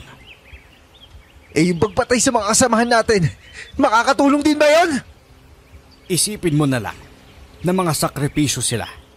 Dahil sa kanila, magiging malakas naman dirigma ang ilan sa atin.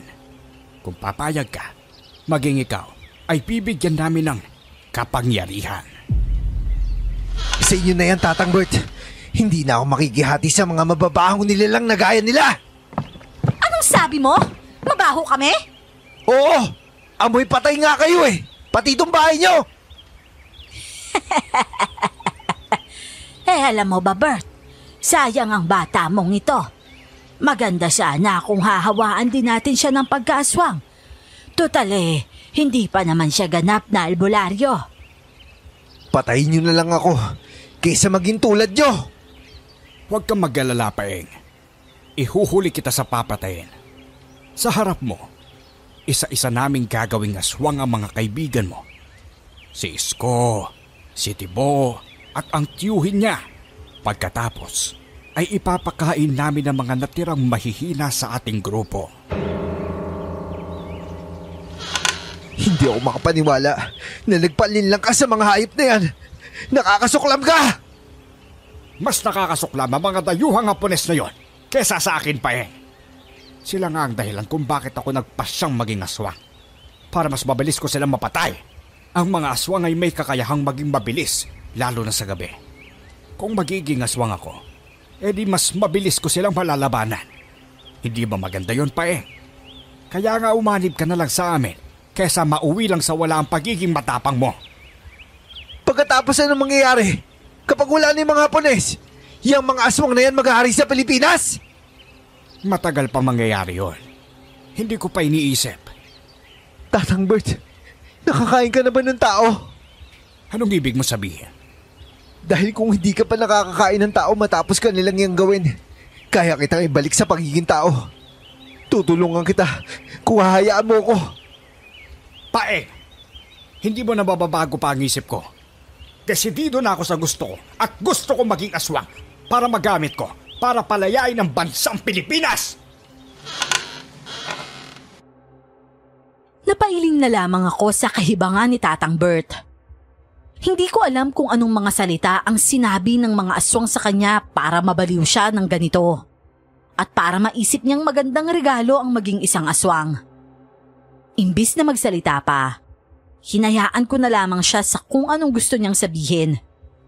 Tahimik akong nakinig doon. Hanggang sa isang putok ng barel ang umalingaw-ngaw sa paligid. Kaagad na napadapa sila Tatang Bert habang ako ay nakaupo lang sa silya. Hindi na ako nagulat sa nangyari dahil alam ko na talagang pwedeng mangyari ito.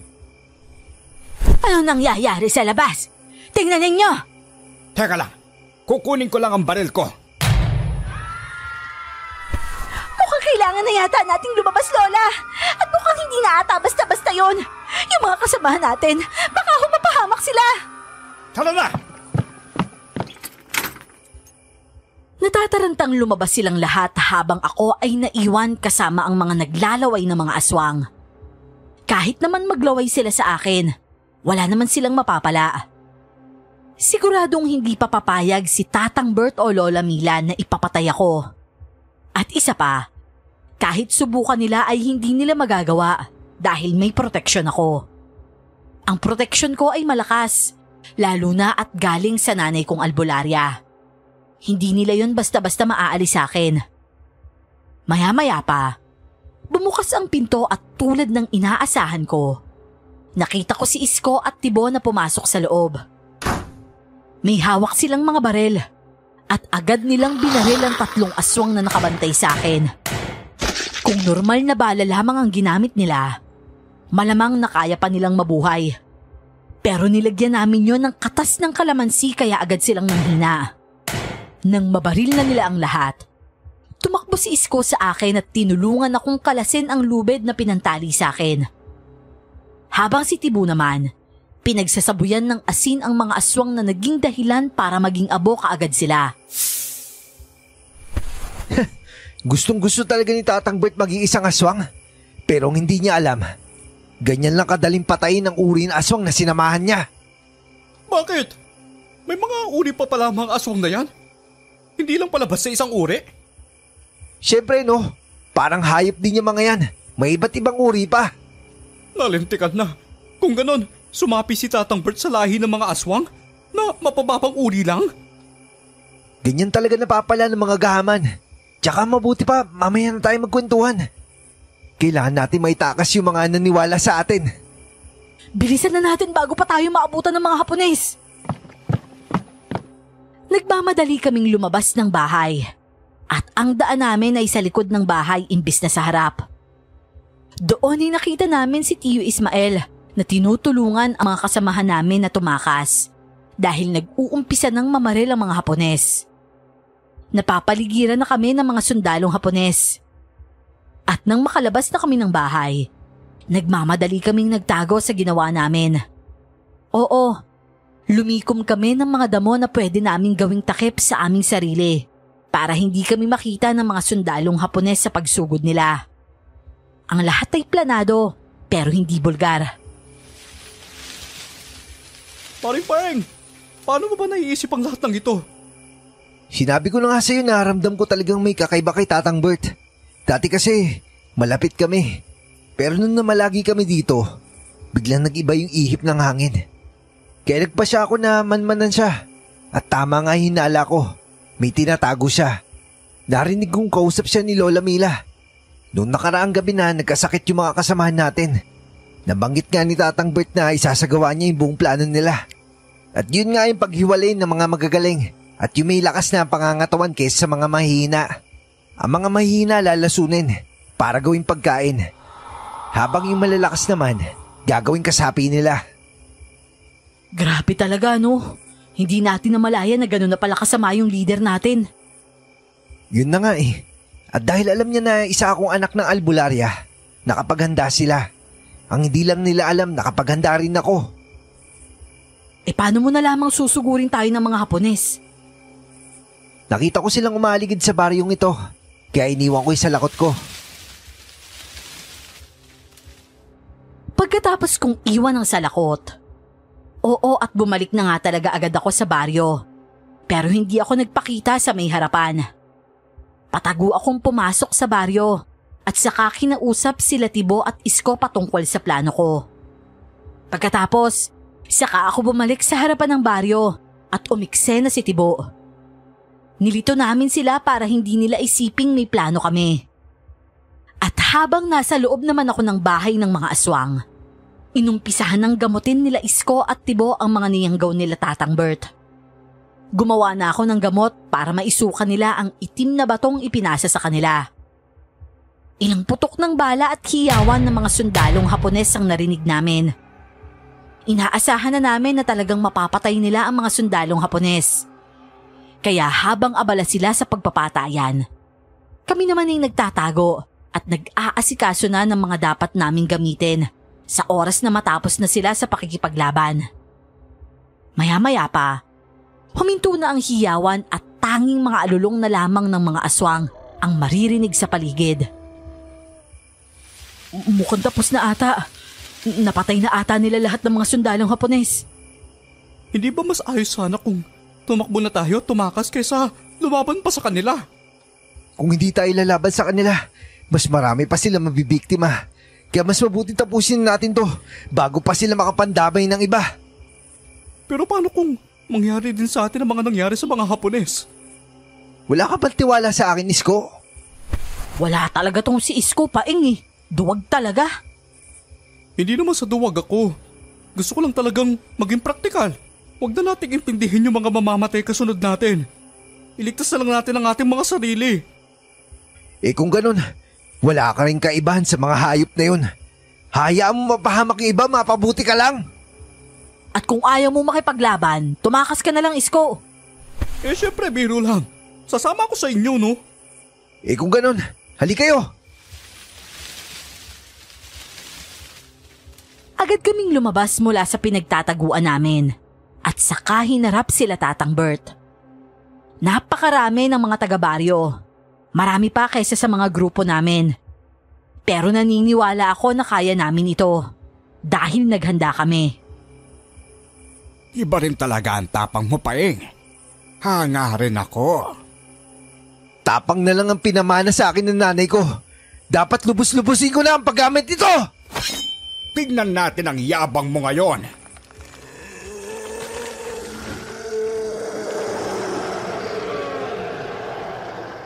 Kaagad na nagbagong anyo si Tatang Bert, pati na rin ang mga aswang na nasa paligid.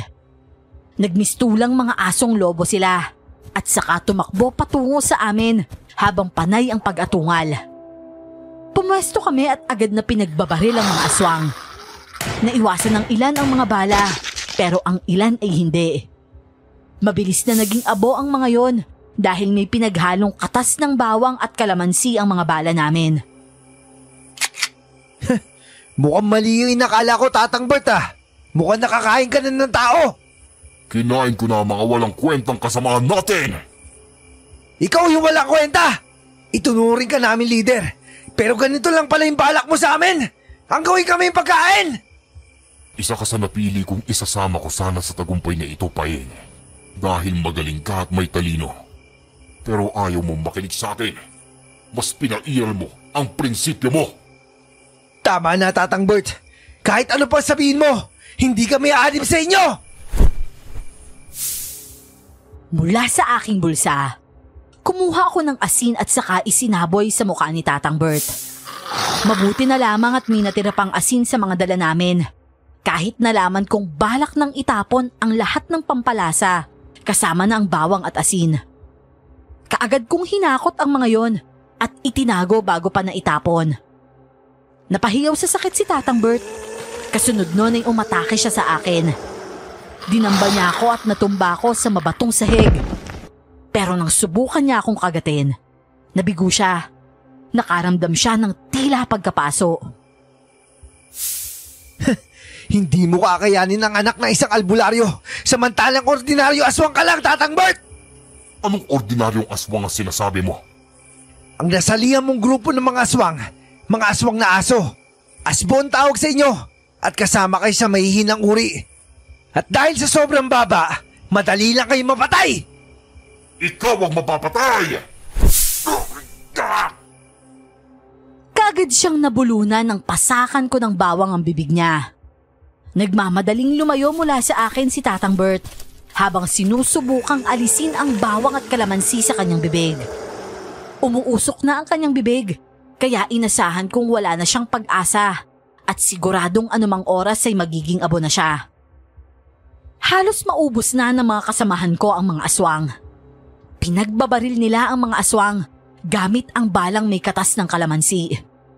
Pero siniguro kong ang mga magagaling makipaglaban ay gumagamit lamang ng bawang at kalamansi dahil hindi pwedeng maubos namin ang mga bala ng baril dahil ipanlalaban pa namin sa oras na umalis na kami rito. Tumulong ka na rito, Paeng! Para matapos na ang masasamang nilalang na to! Heto na! Tutulong na ako! At sinong may sabi sa'yong tapos na tayo? Hindi pa man ako nakakalingon, nabigla ako nang may muling dumamba sa aking likuran. Nakagat niya ang balikat ko kasunod ng paghablot ng proteksyong meron ako. Nagulat ako sa ginawa niya at para sa baguhang aswang, napakatapang ni Tatang Bert. Sumirit ang sakit sa aking balikat at kasunod ay naramdaman ko ang pagtagas ng dugo. Kaagad kong hinawi si Tatang Bert at nakita ko ang bibig niya na puro dugo. Umaatungal siya na parang gutom na aso. At kahit nasasaktan dahil sa sugat na natamo, pilit akong lumaban. Kumuha akong muli ng asin sa aking bulsa at isinaboy sa kanya yon. Hindi yun naging sapat at sumugod pa rin siya at dinamba ako ulit na naging dahilan ng pagkahulog ko sa lupa. Nakahanap ako ng malaking bato sa tabi ko at ipinukpok yon sa ulo niya. Sa kabilang kamay ko ay ang asin na pinasok kong muli sa kanyang bibig. Mukhang determinado talaga siyang makipaglaban hanggang sa dulo ng kanyang hininga. Pero ang aswang na kagaya ni Tatang Bert, talaga nga namang hindi ganon kahirap talunin. Dahil sa oras na pumutok ang baril, tila kawawang aso siyang natumba sa harap ko. Naghihingalo siyang tumingin sa akin habang sinusubukan pang bumangon. Pero bumalik na siya sa kanyang tunay na anyo. Ang nais ko lang ay ang kalayaan natin mula sa mga dayuhan. Pero masyado kang naging gahaman, Tatang Bert. Gahaman sa kapangyarihan. Kung ganun, wala ka rin pinagkaiba sa mga dayuhang sumasakop sa atin. Kasunod nun ay tuluyan siyang nawala ng malay at naging abo. Naiwan na lamang ang itim na bato niya. Hinihingal na nilingon ko si Isko na ngayon ay ibinaba na ang baril na ginamit niya para ipangpatay kay Tatang Bert. Hindi ko akalain na ganun kadaling magwakas ang buhay ng ating leader. Maging ako rin, Isko. Ganun yata talaga. Pinili rin niya yung ganyang kapalaran.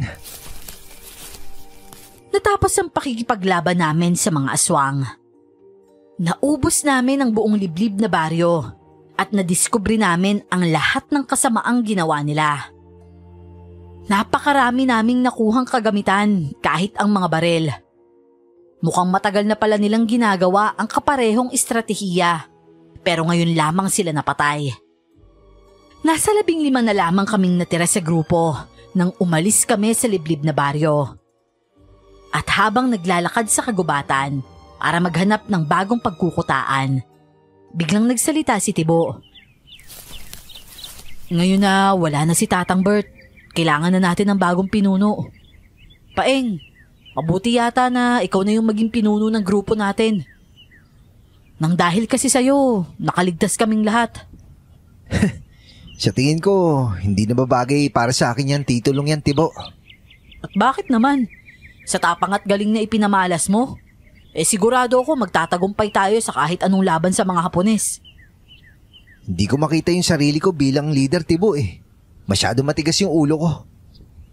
Matigas nga ang ulo mo, pero para naman sa ikabubuti ng lahat, di ba? Oo nga, pero ayoko talaga. Matigas ang ulo mo pero para naman sa ikabubuti ng lahat, hindi ba? Sangayon ba kayong lahat na maging leader si Paeng? Oo! Kita mo na, marami kaming gustong magtiwala sa'yo. Kaya sana, kahit hindi ngayon, pero pag-isipan mong maigi, ikaw ang perpektong leader para sa grupo natin. Kailangan pa natin makausap yung ibang leader sa grupo, Isko. Ayoko ipilit na ako yung susunod na leader. Kahit alam ko sa sarili ko na hindi ako nararapat. Ang nais ko lamang, mahanap yung nakababata kong kapatid. Basta't pag-isipan mo. Ninitian ko si Isko at si Tibo na parehong umaasa na oo ang magiging sagot ko.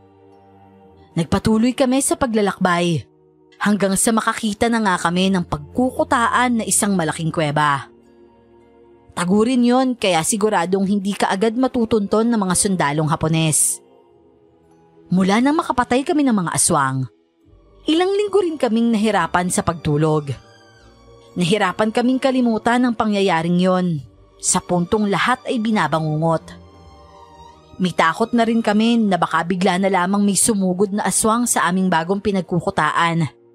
Kaya naman nagdadala na kami ng mga pangontra. Nakakuha naman kami ng buntot pagi at ilan pang sandata nang muli akong bumalik sa bayan kasama sina Isko. Makalipas ang isang buwan na wala kaming leader, pinili na nila ako sa pamamagitan ng botohan. Wala rin naman akong magawa kundi ang tanggapin dahil yon ang gusto ng nakararami. Hindi madali ang maging isang leader ng gerilya, pero napadali yon dahil sa suporta ng mga kasamahan ko.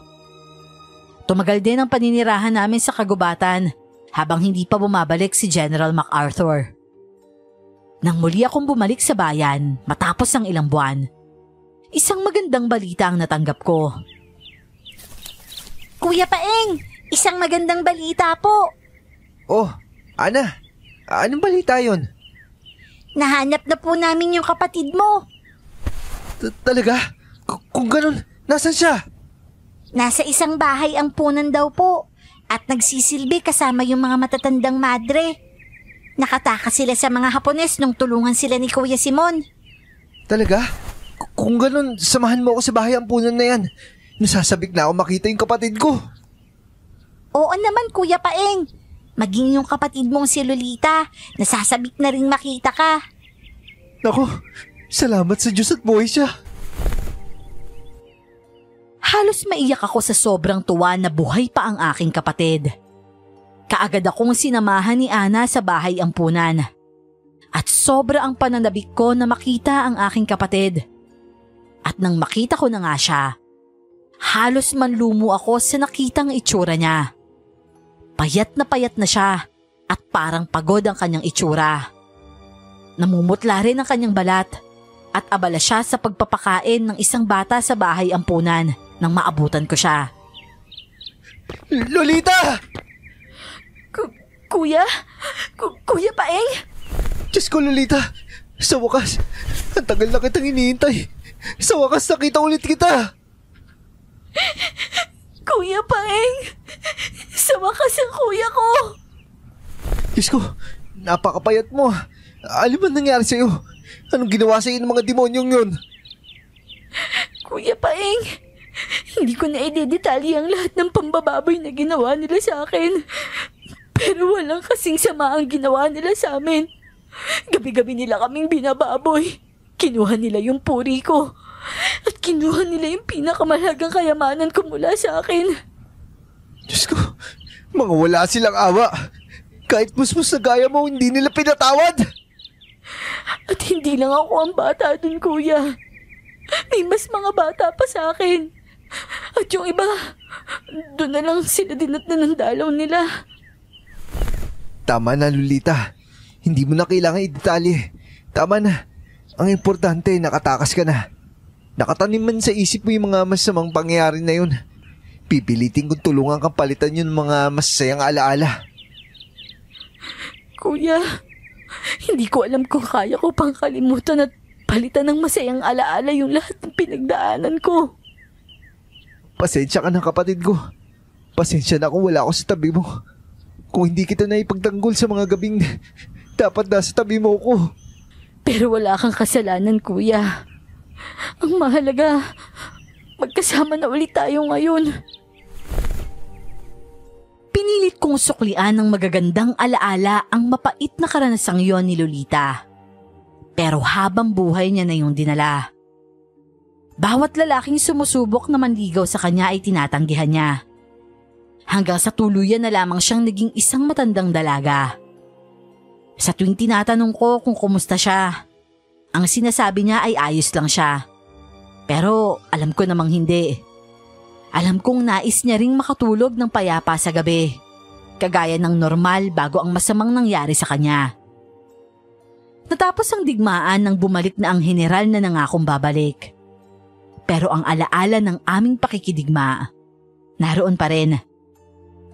Sobrang sakla pala ng nangyari kay Lolo Paeng.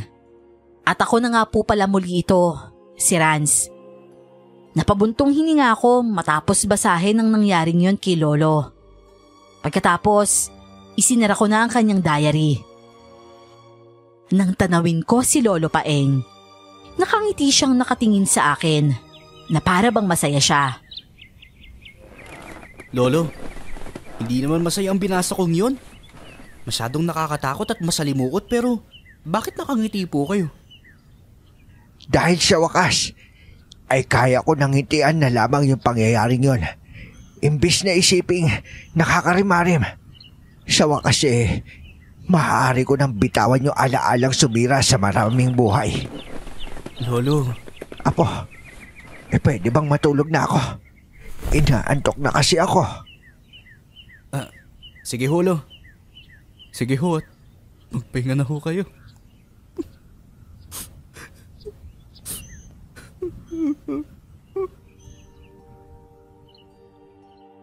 4 na taon na pong wala ang Lolo Paeng ko, Miss Clar. Pero sariwang-sariwa pa sa alaala ko ang huling araw na nakasama ko siya. Ako ang huling nakausap niya bago siya na maalam. Halos 1 siglo rin siyang nabuhay sa mundo at hindi pa niya kami pinagbigyan na maging 100 years old. Pero ayos lang po yun sa amin. Ang importante, naranasan naming makasama siya ng matagal na panahon.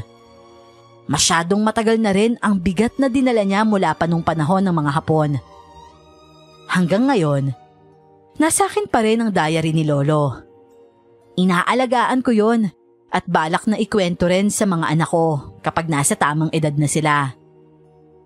Sa ngayon po ay ayos na kami. Pero si Lolo, mananatili talaga sa alaala ko.